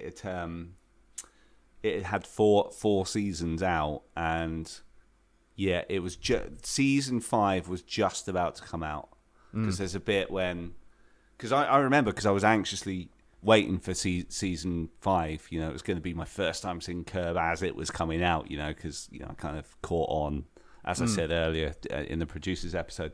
And there's a bit where Larry talks about it. So let's show him a script, and he's like, not from this season. I remember thinking, and they do one from last year. So it's in between 4 and 5. You're quite right. Yeah. The first thing I wanted to mention from this is I don't know if this is something that it's not like a thing you'd spot, but if this is something that you sort of noticed. There's a bit where Ricky Gervais is talking to David about his like comedy, and he talks about how the Larry David character is like this superpower of being frank with people and of kind of no bullshit talk in a way that the real Larry David wouldn't do, and Larry David seems to agree with that. But that he talks about that as a thing, and Ricky Gervais seems to be very admiring of this kind of comic conceit where you get to say the things that you wouldn't otherwise say because there's no stakes, in a sense, like that. And I instantly, coming at it from 2022, I was like, that's Afterlife, isn't it? That's Ricky Gervais clearly. Obviously, he came in with that idea, but he also he clearly that baked in his head for a few. For better or for worse, I think we should say that neither of us are fans of Afterlife. No, definitely not. And I'm sick of. I know this is something we consciously are not going to do in this segment, but by talking about Ricky Gervais too much. But I am sick of hearing people, who I often with otherwise respect, just say, "Oh, they've been watching Afterlife and loving it." Yeah, I don't know. I hope for you haven't come across that as much as me, but I've come across that more than I would like. I have people I love and respect who like Afterlife. I will revise that opinion of them in the subsequent months, but no, it's not for me. I should say I made it through very little of Afterlife whatsoever. But yeah, that is for the Gervais podcast. So yeah, I mean, it's interesting to catch Larry David there talking at that stage in his career where Curb is already well established and well reviewed and things like that. Yeah. You know, and he says it sort of charmingly in the interview. He says like, basically, I'm only doing this because it's for British TV and none of my friends will watch it. Yeah. Because he's meant to be quite interview averse, you know. Yeah. But I mean, did you get anything else out of that? Like, I mean, just seeing the two of them in that sort of dynamic at that stage in their respective careers, you know. Yeah, I mean, you know, I remembered quite a lot of it from the time, but I enjoyed revisiting that. It was, and I mean, like noticeably, I thought at the start, like Gervais was a bit more, you know, out of his comfort zone, a bit more on edge, you know, doing fine. But whereas Larry David was pretty relaxed from the start, I thought, and like kind of like, you know. I don't want to say a class act, but I don't know the word I'm looking for. But like, you know, he was very competent and like was a sort of well worked vehicle, I thought. But interestingly, as it went on, it made me laugh more than I thought it would. Like, you know, because I remember at the time I enjoyed it, but I wasn't that impressed with it. But the more they sort of relax with each other as it goes on, I just found it quite an entertaining chat and more interesting than I thought it would be. What was your experience? Did you enjoy it? Yeah, no, I really enjoyed watching it, and I thought, you know, it was really interesting to see Larry David talking about those neuroses and things which seem to feed into the Larry David character, but also seem to be quite a genuine part of his life, if you're to believe him. Because, like, you know, there's that bit where he's talking about how, like, he's basically spending all this time, like, trying to get out of this thing where he has to go to New York and do an unspecified thing. And he's basically having to lie on the phone and make up stuff, and like it's going to be hanging over him for the whole month. And I was like, that's going back to the Curb pilot, isn't it? That's what that's all about, you know. And it seems to it seems to be, these things seem to be part of his life, sort of part of his Costanza-ish identity, I guess, to an extent that. So it makes me think that, you know, like a lot more of the Larry persona is sort of real, but like as they both point out, you know, it just, the difference is Larry wouldn't say the outrageously tactless things that the fictional Larry David says to. Larry has, yeah. So I wonder if it's more a thing that the real Larry David gets into all those situations. It's just the fictional Larry David then digs a hole, right? Whereas he would get out of it or diffuse it. You know? Yeah. But I mean, Gervais's admiration for him is interesting as well, because, you know, you'll remember this as well, but like, you know, comedians of Gervais's age and kind of his people who came to prominence around Gervais's time and before that, especially as a British comedian, like liking Seinfeld was like a sort of hipster badge of honor, really, wasn't it? Sure, yeah. Because it was very much something that the man in the street in Britain, man or woman in the street, wasn't into. Yeah. That was the cliche of it, and it's a thing that, you know, even if it's just you've set the video player to record it late night, you know, you've kind of sorted it out, and you know, it wasn't like liking Friends or you know, anything like that. You know, it was kind of And Gervais has clearly got a bit of that, hasn't he? Like he's a Seinfeld fan, definitely. Yeah, I thought the bits where they were talking about, you know, older American comedy was interesting as well. You know, like they touch on like Sergeant Bilko as being something that David grew up. The influences. There's times when you realise how old Larry David is, because I think I looked it up and he was like born in the late 40s. You know, so and you get all this stuff on TV, and they talk about, you know, Abbott Costello and Laurel and Hardy, and they talk. I think that might be where we'll talk a bit more about Jeff in a sec as a character on Curb Your Enthusiasm. But I think David comments a bit on kind of him and Jeff being Laurel and Hardy a little bit. Yeah, he does. He definitely. Yeah, that is something that he more than alludes to. Yeah, it's definitely a conversation. I even have a clip from Laurel and Hardy. Yeah, and I was actually another thing that struck me. Like Gervais did better than I remembered. Once he was relaxed, he really had Larry David genuinely laughing out loud at quite a few things, and like reminds me of that. You know, not to go back there again, but like the old Gervais I used to enjoy. You know. Yeah, although you can see them. It's funny when you see two well-known screen comic personas rubbing up against each other like that, isn't it? Because there's bits like where Gervais says, like David says something about like, "Oh, I'm always lying. I'm such a liar," and Gervais laughs and tries to get him to dig dirt on that, and he just means it in a kind of self-effacing, sarcastic way. You know, he means it as a vague thing, whereas Gervais's style is he's trying to turn that into a specific, embarrassing, he was dark like, secret. He was like, "You like, do you?" Like, yeah. Because you get that style, you know. It's funny, isn't it? Because Gervais says that. I told you even before we rewatched it mutually that the one line I remembered from it is Gervais saying, "I love Jewish humour, but I don't know what that means." Sure. and Larry David kind of engages with that in good form, and kind of talks about how, it is vague, and they talk about how, Jewish comedy could be seen as being about your neuroses and about your outsider status and about being picked on and things like that, and but I think Larry David, you were saying he comes across as just really good-natured, really affable and stuff, and I think there's a certain thing where he's using Gervais's slightly spikier comic persona to be the sort of relaxed old uncle almost, whereas it's funny, like I was watching that Charlie Rose interview with David from '98 where he's actually not doing that at all in that interview. He's playing up to the spikiness. He's being more Gervais-like in that sense. He's being Larry the arsehole a bit, and I think this is an environment, I don't know, like a safe space, I guess, for him to just not to drop a lot of that bluster, I suppose.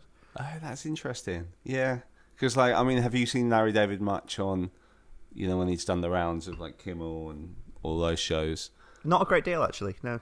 Have you seen much of that? Because I suppose, a fair bit. I mean, I'll tend to seek it out if he's been on one, and I guess, I suppose he is a bit more spiky on those. So, that's interesting that the Gervais interview kind of brought out that, a different. So genuinely caught him off guard, not in a he's in being naive way or anything, but just he let the guard down a bit.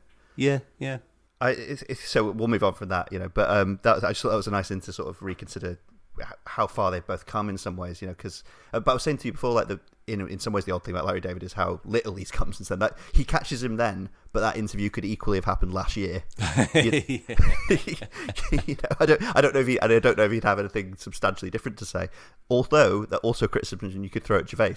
I don't think those are men with fully formed adult opinions of themselves and their worlds. Definitely. They're not going anywhere in that respect. Yeah, quite. But I wanted to talk to you a little bit more about some of the other characters in Curb and kind of, I guess, the actors who play them as well, inevitably. But and obviously the lines can blur a little bit there. But some of the most obvious ones we just touched on Jeff before. For anyone who doesn't watch Curb, Jeff is Larry's manager, basically, isn't he? Yes. Which it also makes the show kind of ridiculous because he's increasingly. I mean, I don't know what Jeff's job really consists of. Other than just, he seems to be basically like a hostage to Larry, almost, doesn't he? I suppose so. I mean, was there more of a management role that you saw in place in the earlier years? I'm kind of thinking out loud here. They go to meetings together occasionally, don't they? It seems like Jeff's and you can say this about a lot of characters in Cobra. He's like his friend that he pays to be his friend, almost. But he's with him from the pilot, isn't he? They have. He is, yeah.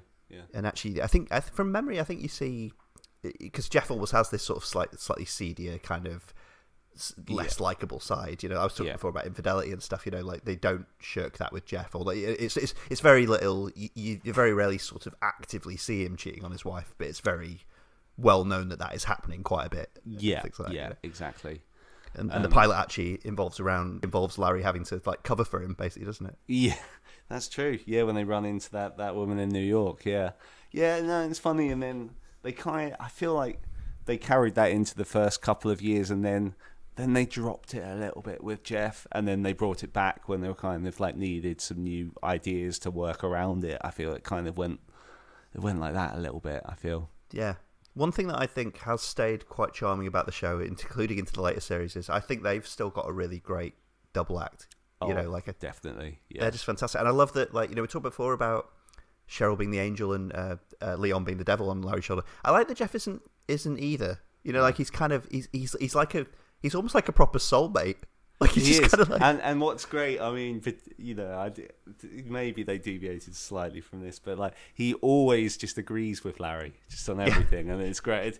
And I love, going in the glory years, in series 3, there's that episode when Jeff and Susie have moved to a new house.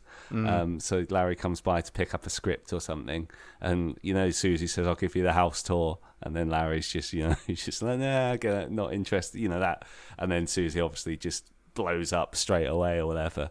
But I love there's a scene and it's, the next day or whatever. And Jeff's just, gonna very, very briefly step out of his usual role of agreeing with everything Larry says and does. Yeah. And he's just like, right, I'm just going to say it. Just going to say it once because, it has to, the one time I'm going to disagree with you, I'm going to say it. it wouldn't have killed you to take the house tour. And then I mean, what I love is Larry's reaction. He doesn't say, yeah, no, I'm sorry, but he's just like, just sticks with it. He goes, no, but you know, I have to go upstairs. And then Jeff immediately just, because he's done his duty. He said it. He said to, you know, he can now keep being his friend. Exactly. You know, now that he said it, he's done his duty to his wife, but he can carry on agreeing with Larry. I just thought that was beautiful. Well, that's the thing. Is, I mean, you know, I want to talk about Jeff and Susie as well, but like, it's funny, isn't it? I was talking about seeing the Judy doll episode first, and that's a classic Larry and Jeff double act one, isn't it? You know, that's where that is like a Laurel and Hardy partners in crime kind of thing. Yeah, you fat fuck and you four-eyed fuck. Yeah, all that stuff. I mean, it's kind of it was striking me about Jeff and Susie because you know, they're both still on the show in the recent series and stuff, and it struck me that like they are.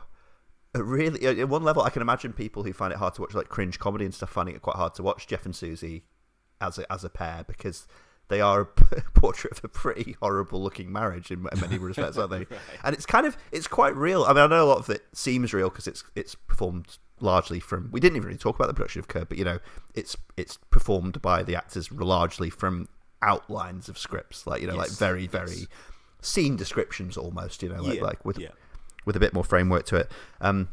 So a lot of it seems very real, but like Jeff and Susie are like painfully real at times, aren't they? They're the sort of couple that you'd go around to their house for a dinner party and you'd actually wince, like you'd have to leave early, you know? Yeah. And they're almost a bit more real in that respect than a lot, although I guess they've just been there for longer than a lot of the other stuff in Larry's life, you know? Yeah. No, and they have. And it's funny as well, and like, and also Susie's relationship with Larry, like I've seen this mentioned a couple of times on Reddit as well. Like, you know, people just saying hot take, Susie's Larry's best friend, and I do think there is an element of truth to that. You know, I like that. Just how they, you know, obviously they're falling out and arguing with each other all the time, but then next time they see each other, it's back to hey Lair, you know, and like and it's something I like. Well, that's where she comes. She almost comes across as Charlie Brown kicking the football again, doesn't she? Because like she, on one level, it's like Bishop Brennan to Ted, like I hate you. You know, there's no illusions there. But she always goes back for more, and she always ends up. I know it's a comic conceit, but she always ends up relying on Larry to like deliver something important for her, or go and pick something up, or something like that. It's like, why are you doing this again? You know? It's almost like their family, isn't it? And it was just like.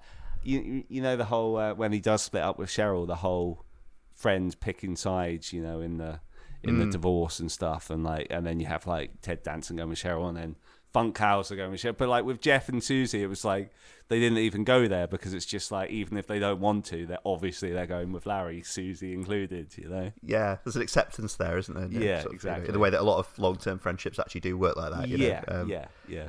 It's funny. You were talking before about Leon being kind of a Kramer figure.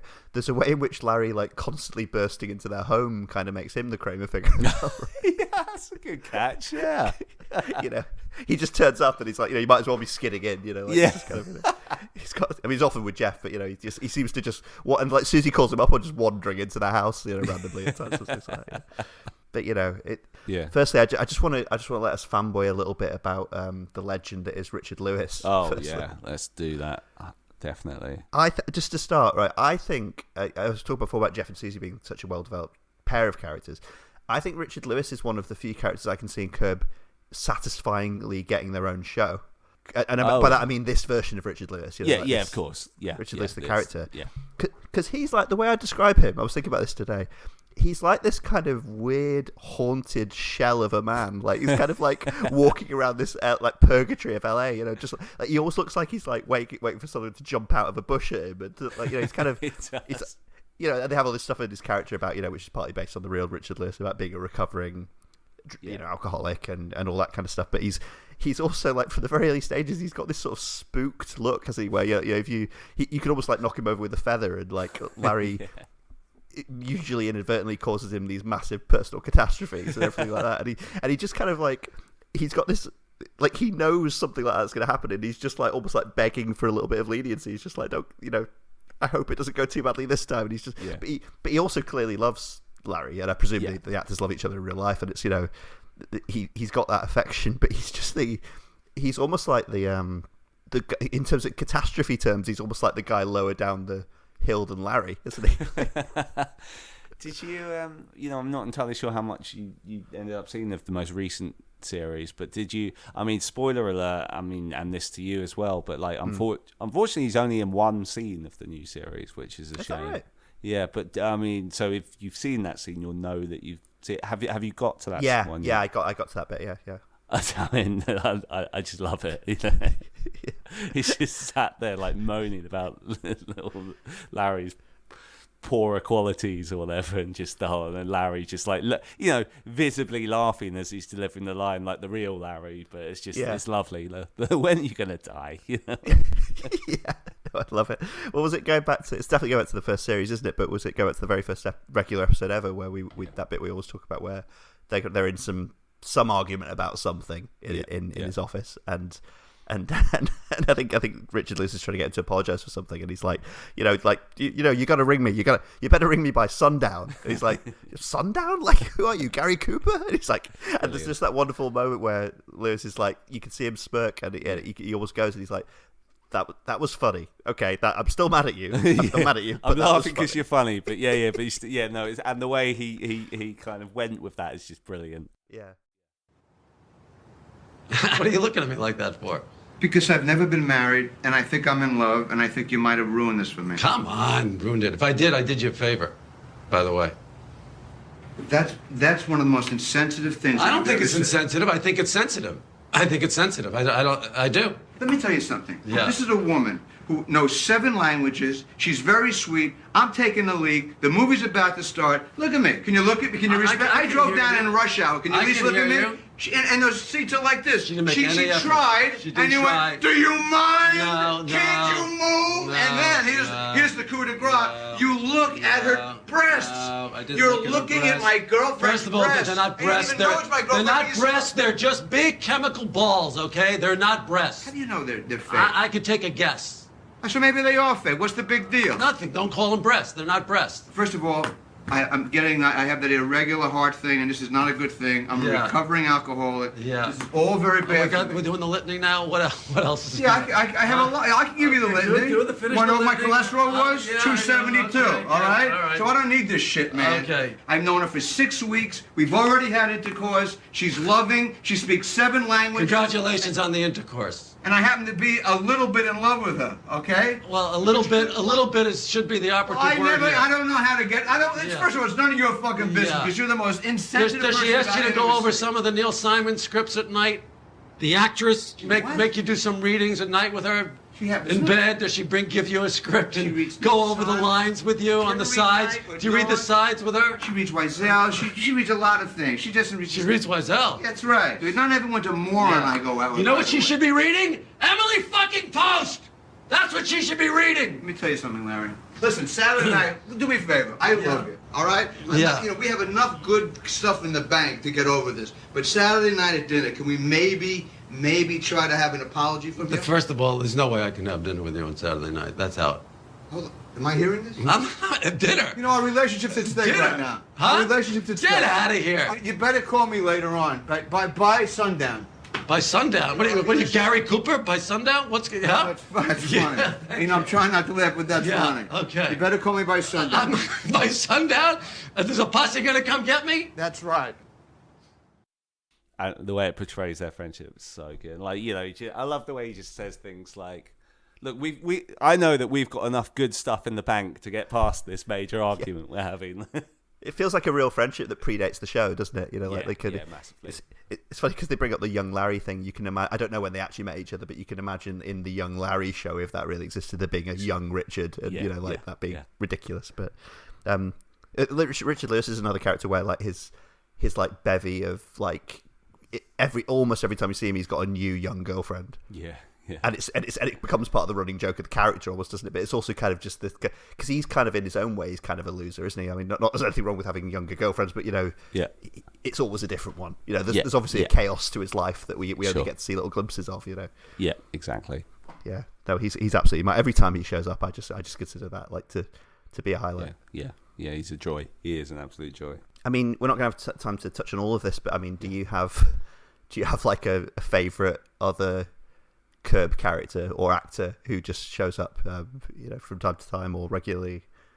I mean, the one I had, I mean, being very boring, was Richard Lewis, because it's hard to beat him. But like, you know, other ones that I enjoy is like, it's fun when Richard Kind shows up as cousin Andy. That's always you know, that's a great casting, and you know, many a funny scene like with him up until the current series. That's a good one. I used to really like the, you know, this is a more obscure one, but do you remember the janitor guy, like the Hispanic janitor guy he used to have in his the building he worked in? I don't know his name, but he was just, and it was always like, he'd stop Larry and he'd want a longer conversation, and he'd start moaning to Larry about something that Larry already knew was the case, but he'd have a very prolonged way of saying it, and it was just, it was beautiful. Right. Yeah, you know, I think, it was. like, you know, an example of that was when the Shaquille O'Neal episode, when Larry's accidentally tripped him up, and he starts. Oh, I love that one. And everyone's obviously hates Larry because of that, but this guy, he really, you know, he starts explaining to Larry why, you know, we need, and like Larry's like, yeah, I know, but he just won't let him go, and like the way that actor does it is great. I'm glad you. Brief sidebar. I'm glad you mentioned that episode actually, because we're not going to get the chance to talk about even a fraction of the episodes. But like, I love that one, and I love that one from quite an early stage, and it was because it kind of gets into, without making it heavy-handed or too silly, it sort of gets into the weird metaphysics of Larry, like it kind of like the fact that he is this sort of cursed individual. Oh, but, I see. Yeah. You know, because of that, you kind of have talk of curses and of, you know, like either being cured of that or absolved of that, you know, and all these sporting traditions. But you kind of get the feeling that Larry's life does kind of work like that, you know, down to whether a car's going to splash him or not. It's kind of something's wrong with his universe, you know, something deep. Well, I always felt like it, you know, that was a way in which it differed from Seinfeld, because Seinfeld was all these storylines with, you know, people doing stuff that caused different things to happen, you know, things going wrong. But I really felt like Curb took that to the next level, in that the central character, you know, he tries to do good and do the right thing, but everything goes, and it was almost like a Some Mothers Do Have Them kind of thing that would happen to him. Like everything just goes wrong for him. Like I remember in the early episodes, like, you know, like liking them all, but like my dad saying sometimes like, oh, that episode, you know, I still loved it, but it was just like everything goes so wrong for him that's just frustrating, you know, and like. It's funny, you reminded me when you were talking about Richard Kind in Curb, because we've talked a lot about this, haven't we, in terms of actors playing themselves or not playing themselves on Curb, because obviously it's a porous universe where it is set in our universe, so real life celebrities exist there to an extent. But Richard Kind is like, not famous, but Richard Kind is, you know, a known enough comedian that Larry David can conceivably know him as Richard Kind, right? Of so course. It almost surprised me when you reminded me that he's not playing Richard Kind. You know, I was like, and we've talked about how the show's arguably come close to breaking some kind of semblance of simulated reality as we've got on, because we were talking recently, you know, the recent seasons where Vince Vaughn's in it, for example, not as Vince Vaughn. Yeah, I know. And that's just a bit hard to pass in a way, isn't it? Yeah. I found myself enjoying him actually in the recent series. Yeah, no, he is quite good, but yeah, you're right. He's so famous, and I do feel like I feel, don't get me wrong, like yourself, I've enjoyed him in it, and I think he's actually quite well cast, and it's fun and stuff. But I would, in some ways, have rather that they still had Vince Vaughn, but had Vince Vaughn playing himself, and like, you know, find a way for him to be in Larry's friend circle, but have, you know, how Vince Vaughn's a bit like, you know, has his right wing views, and some of them are quite extreme. Bring that into the show, and like, you know, maybe that's easier said than done. But like, if you've had Michael Richards on it, exactly, and tried to deal or at least acknowledge that situation. Why not do it with Vince Vaughn? And clearly, you're friendly enough with Vince Vaughn that you're having him on the show. Can you not explore that? I think that made jokes about MAGA and, you know. Yeah, I think that would have been much more interesting, and like, I feel that's a bit of a missed opportunity. It's just strange. I can't remember if they show an actual scene, but it's strange in episodes where you've got Vince Vaughn not playing himself and John Hamm playing himself, haven't you? Because they are just exactly the same amount of famous for different reasons. Yeah. And so, but yet one's allowed to be himself and one isn't. And it's just, I mean, Vince Vaughn was basically Funkhouse's replacement, wasn't he? Because Bob Einstein, what was his name? Bob Einstein. Like he obviously passed away in 2018 or whatever. And and his loss is felt for the show. Oh, definitely. But they just said that the character's gone to China, didn't they? And like, oh, this is his cousin instead, played by Vince Vaughn. Like, well, I think that's like that ridiculous, was it season 10 we were watching where you made me watch. You encouraged me to watch that episode where it ends up with them all being put in bins. And yeah, it's like, I thought you were going to say that example. It's like a Three Stooges thing. Yeah. So obviously when they get really silly, often they know they're doing that, and they whether this justifies it or not is a different matter. But they do that, and they lampshade that they're doing that. That almost strikes me as like an old sitcom thing. Like, some actor is just not on the show anymore for whatever reason, and here's their identical twin. And it's kind of it's practically that, isn't it? Basically, yeah. But I quite like that. But it's again, we don't really have the time to talk about this properly, but like the way in which Curb deals in its first 7 seasons, I guess, with the legacy of Seinfeld, is interesting, isn't it? Because you start in those early seasons, you get Julia Louis-Dreyfus in it, and you get David Jason in it. Not David Jason, Jason Alexander. David Jason wasn't in it. Jason Alexander in next it year. Exactly, yeah. And then by season 7, you're actually full on. You're getting Jerry Seinfeld in it. You're getting Michael Richards to be in it. Yeah. And they basically end up doing, for anyone who hasn't seen it, the premise of series 7 of Curb is a Seinfeld reunion, basically. Yeah. And it sort of, it's interesting, isn't it? Because it's fictionally portraying a Seinfeld reunion, but it also is one, like because they are there together, doing a thing, and it's kind of it's quite remarkable in that, isn't it? Because Seinfeld sort of gets this. Seinfeld, like, canonically in the Curb universe, has an extra episode that it doesn't have in our universe. Yeah. It's very clever, really. Yeah. Well, it's very lovingly done, isn't it? And obviously, like with David being part of Seinfeld's creative DNA and everything, it's very. This is probably outside the topic of the scope of this podcast, but when David was brought back into. Right after he'd left the show as a regular writer and contributor, he was brought back in to basically like stunt write the finale of Seinfeld, wasn't he? Correct. Yes. Have you? I feel like we've talked about this before in the office, but have you heard his take on that subsequent? Has he talked much about that subsequently? Because it's a divisive finale. I haven't really seen him talk about it too much. I feel like it's like one of those things. Like, do they not touch upon that a little bit in the Curb Seinfeld season when they make jokes about it? I think, about it being one of them basically considered a disaster by a lot of people and things like that. Yeah, I feel like Jason Alexander or someone says, in the same way that you had in the earlier episodes when they're talking about George being an idiot and that pissing Larry off. I feel like they dipped their toes in the water of that a little bit by saying, well, obviously we messed up the last finale, and like Larry's just like, what? I think I'd have to go back and rewatch it, but no, aside from that, I haven't really heard him comment on it too much. We'll have to revisit this in the future, because I think I've talked to you about this, but I think the finale of Seinfeld is actually kind of great, but it's great because it's mental. Like, I mean, I must have said this to you before, but I really enjoyed the finale. I mean, in the sense that I thought, as I've definitely said this to you before, like the last 2 years of Seinfeld, last 2 seasons, even season 7 to an extent, with the exception of the Soup Nazi, I think it's just diabolical, to be honest. And like, I almost, you said as a massive fan of the show, Yeah, as arguably, it's arguably my favorite show, and I still do this sometimes now that it's one on Netflix or whatever. I will actively hate watch an episode from 8 or 9. I won't be at this point. I won't be putting it on thinking, let's give this another try. I kind of put it on, or maybe I do it like to see how much do I actually hate this. And every time I put it on, I just find it almost unwatchable, and I just hate its tone. I hate everything about it. So, like, with that said, I thought the finale was actually quite good. It's mad, but the show had already gone mad, and it just it was just better written, and it was just you could feel Larry's presence on it again. I feel. Well, and I think that finale's aged well in a meta way. In the way that, like, the penultimate episode with the Green Day montage hasn't, for example.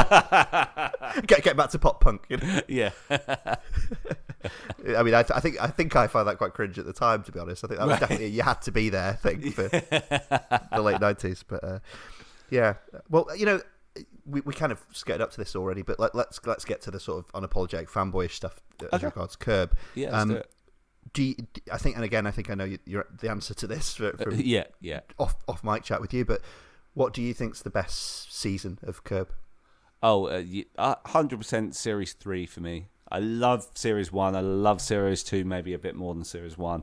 And I just feel like series 3 was just like, when all the stars aligned, it kind of it got into its groove. He created this new vehicle, and he was just on top of what he was doing, and that's where it worked the best. And then everything after that for me is just kind of been a bit of a decline, kind of going up and down as it's generally declined. But yeah, series 3, it's just, all the regular characters work so well. It's got brilliant individual episodes in itself with great little storylines, but the arc of the restaurant that he's investing in, with obviously the opening night, the climaxes where there's just genius. And this is Michael York's involved, right? Correct. I always remember it for that. Yeah. Are you familiar? I mean, obviously you're familiar with that season to some extent. I bought that season on DVD on your recommendation and watched course. through it. Okay. This is years ago now, but it's still on my DVD shelf. But yeah, it was fantastic, and that restaurant plotline just gives you everything you need, doesn't it? It's such a loose but all-encompassing sort of story arc to hang anything on. Exactly. Because Curb tends to have quite loose story arcs, doesn't it? So you can get back to them, and most episodes will have something about them, but you don't need to. The episode can be mostly about something else, and you can get back to them. Yeah. And that works really well. It's funny watching that Gervais interview program. They show a few clips from then fairly early seasons of Curb, and they show the climax of swearing at the restaurant, which was already sort of legendary with fans back then. And just seeing Michael York yell the stuff he yells in that scene is just terrific. All the actors just seem to be trying to. I don't know how they got through that scene. It probably took days, Yeah. No, it's so good. What about you? Do you have like a particular favourite series? I think I'll always be really, really fond of the really early stuff. More season 1 and 2 for me, just because I saw more of them. Yeah. But I think as in terms of what I get most out of, I think it is probably the big meta ones, and by that I mean series 4 and 7, because series 7 we talked about is the Seinfeld one, and series 4 is the producers one, and I think. For people who don't know, it involves Larry basically being co-opted into a performance of the producers, the Mel Brooks, Broadway musical. And it's just, apart from anything else, talk about like Jewish acting talent, like that is just, you've got Ben Stiller in there, you've got David Schwimmer in there, you've got Mel Brooks playing himself in there. I must say, because I'm a fan of the producers' film from childhood, it's one of my dad's favourite comedies, and me and my brother loved it. And I didn't get what they were doing with that until literally it happened, because there's kind of this running joke through why is Larry even in this? Why would they want Larry David for this? And even though I've seen the producers and know it really well, right. when they do that magnificent twist where Mel Brooks is actually trying to tank the producers, sure, I was just like, that's exactly they just did the producers on me, and they took about 6 hours to do it, and I didn't get that that's what they were doing, even though it's all about the producers and has the guy for the producers in it. I was like, but it's just great. It's just really artfully done, Because and you're tying the chaos of Larry's life into this greater chaos of this attempt to do something deliberately badly, and it's just, and I really do, because I'm not a huge Seinfeld fan, but I love the way they dealt with all that stuff. I think Series 7 is a really affectionate love letter without being too cloying to Seinfeld.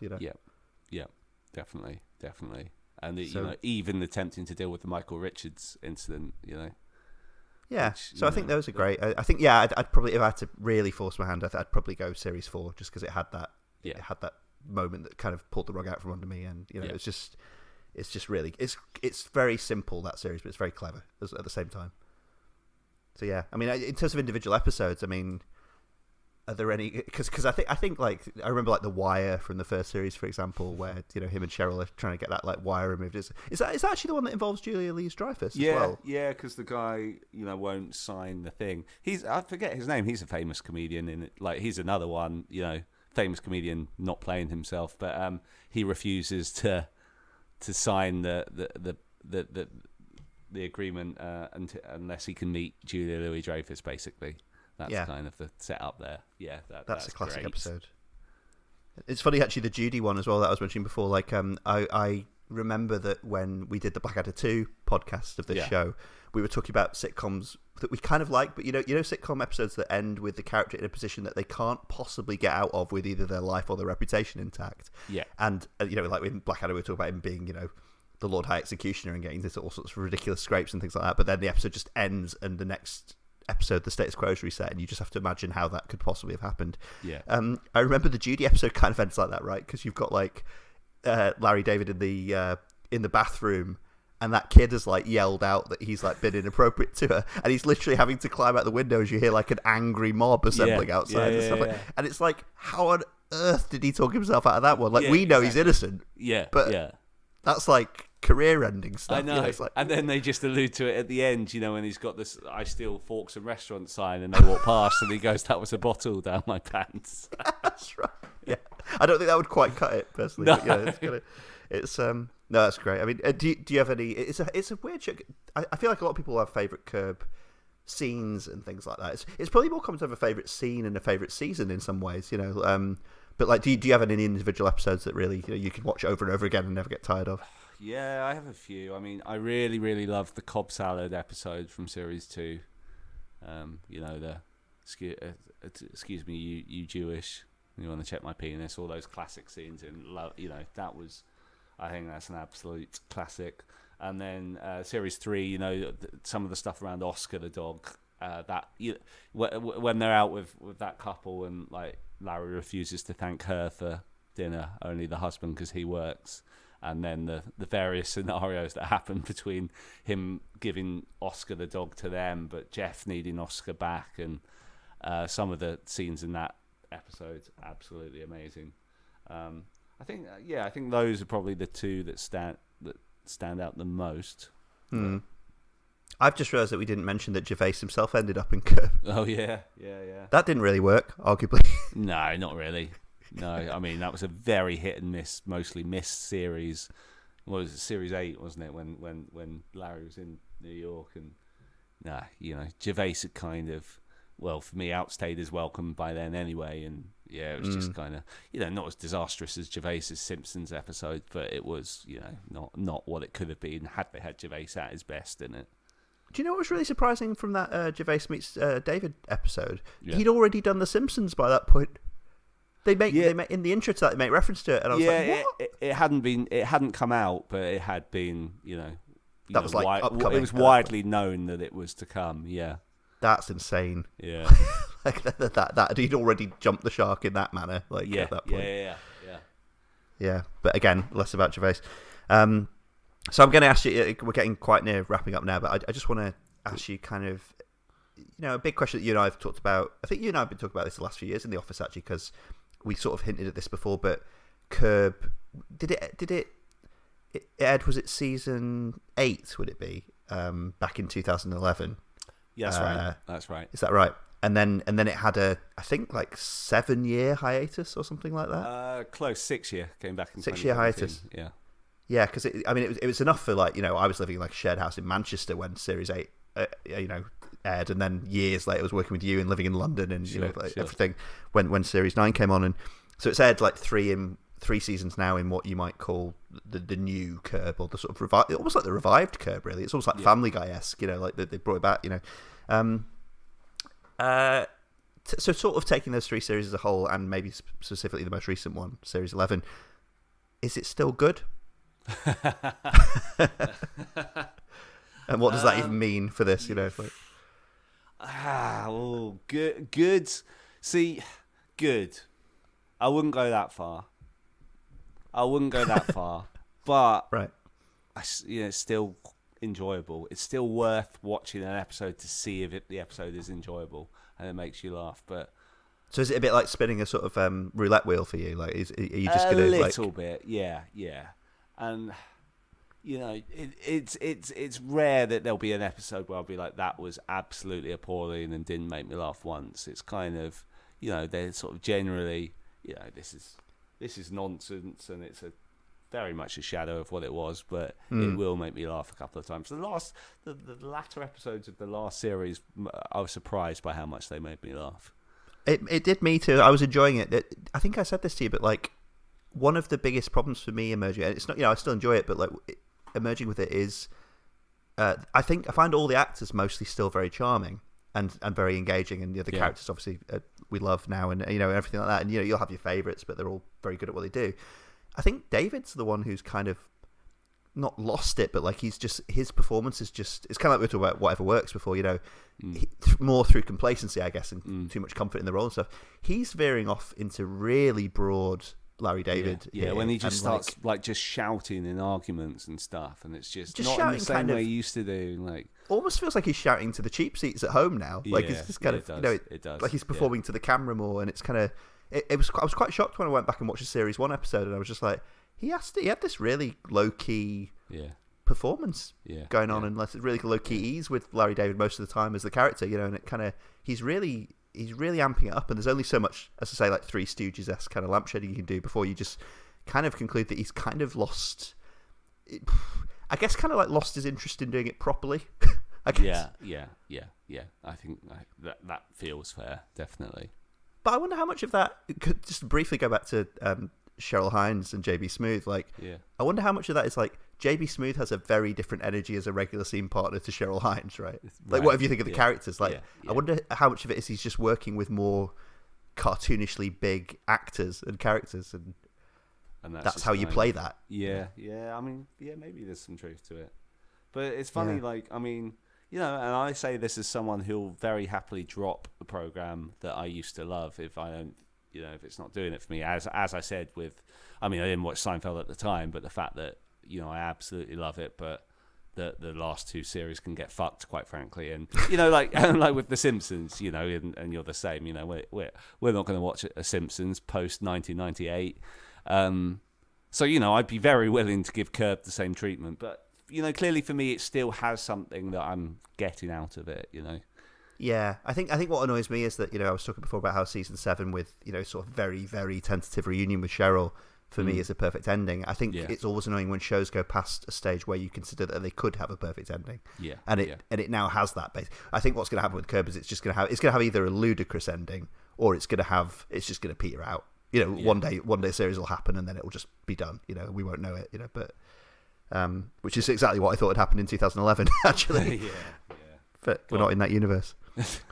But yeah, it's no, it's fascinating. Well, thanks for having a chat with me about that. Of course, thank you for having me. Like, it's been a real pleasure, my friends.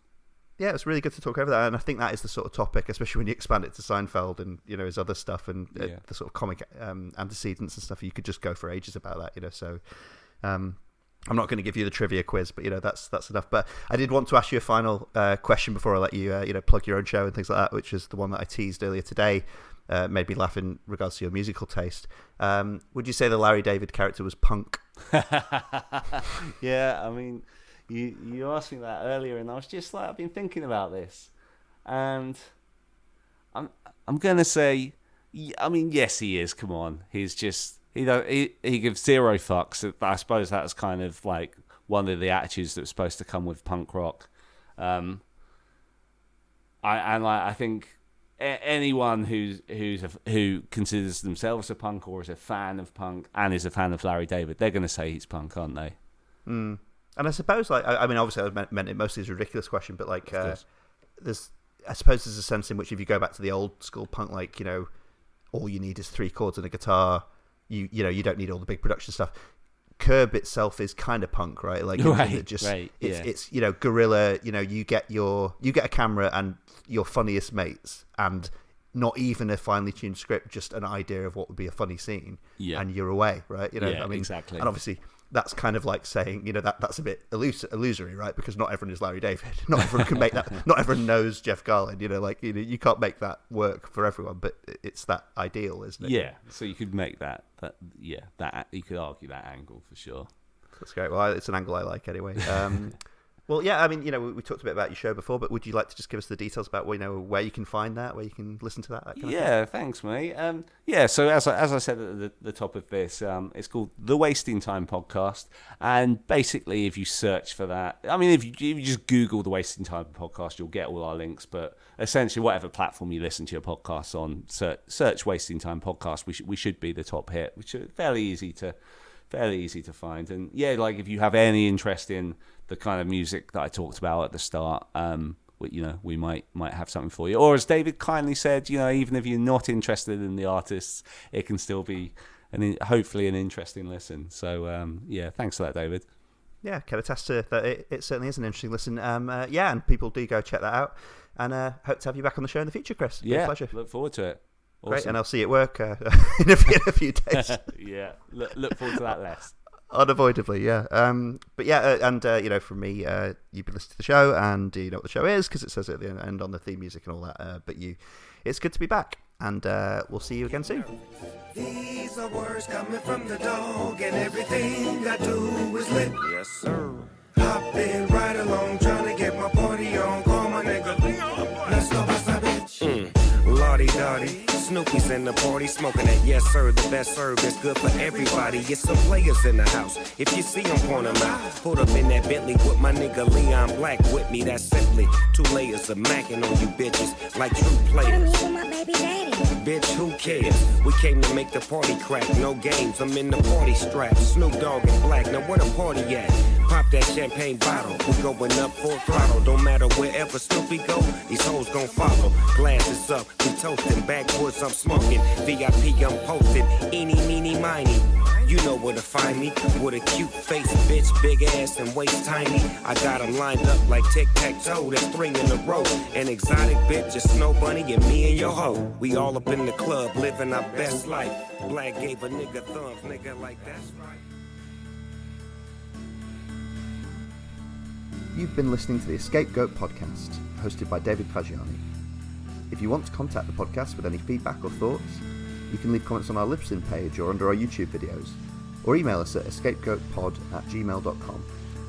You can also reach the show on Twitter on @egoat_pod and follow us for new episode notifications. This podcast is available on YouTube, Apple Podcasts and Spotify, as well as our Libsyn site, escapegoatpodcast.libsyn.com. Original intro, outro, and any other incidental music for this podcast is composed, produced, and made available by permission of Richard Gilbert.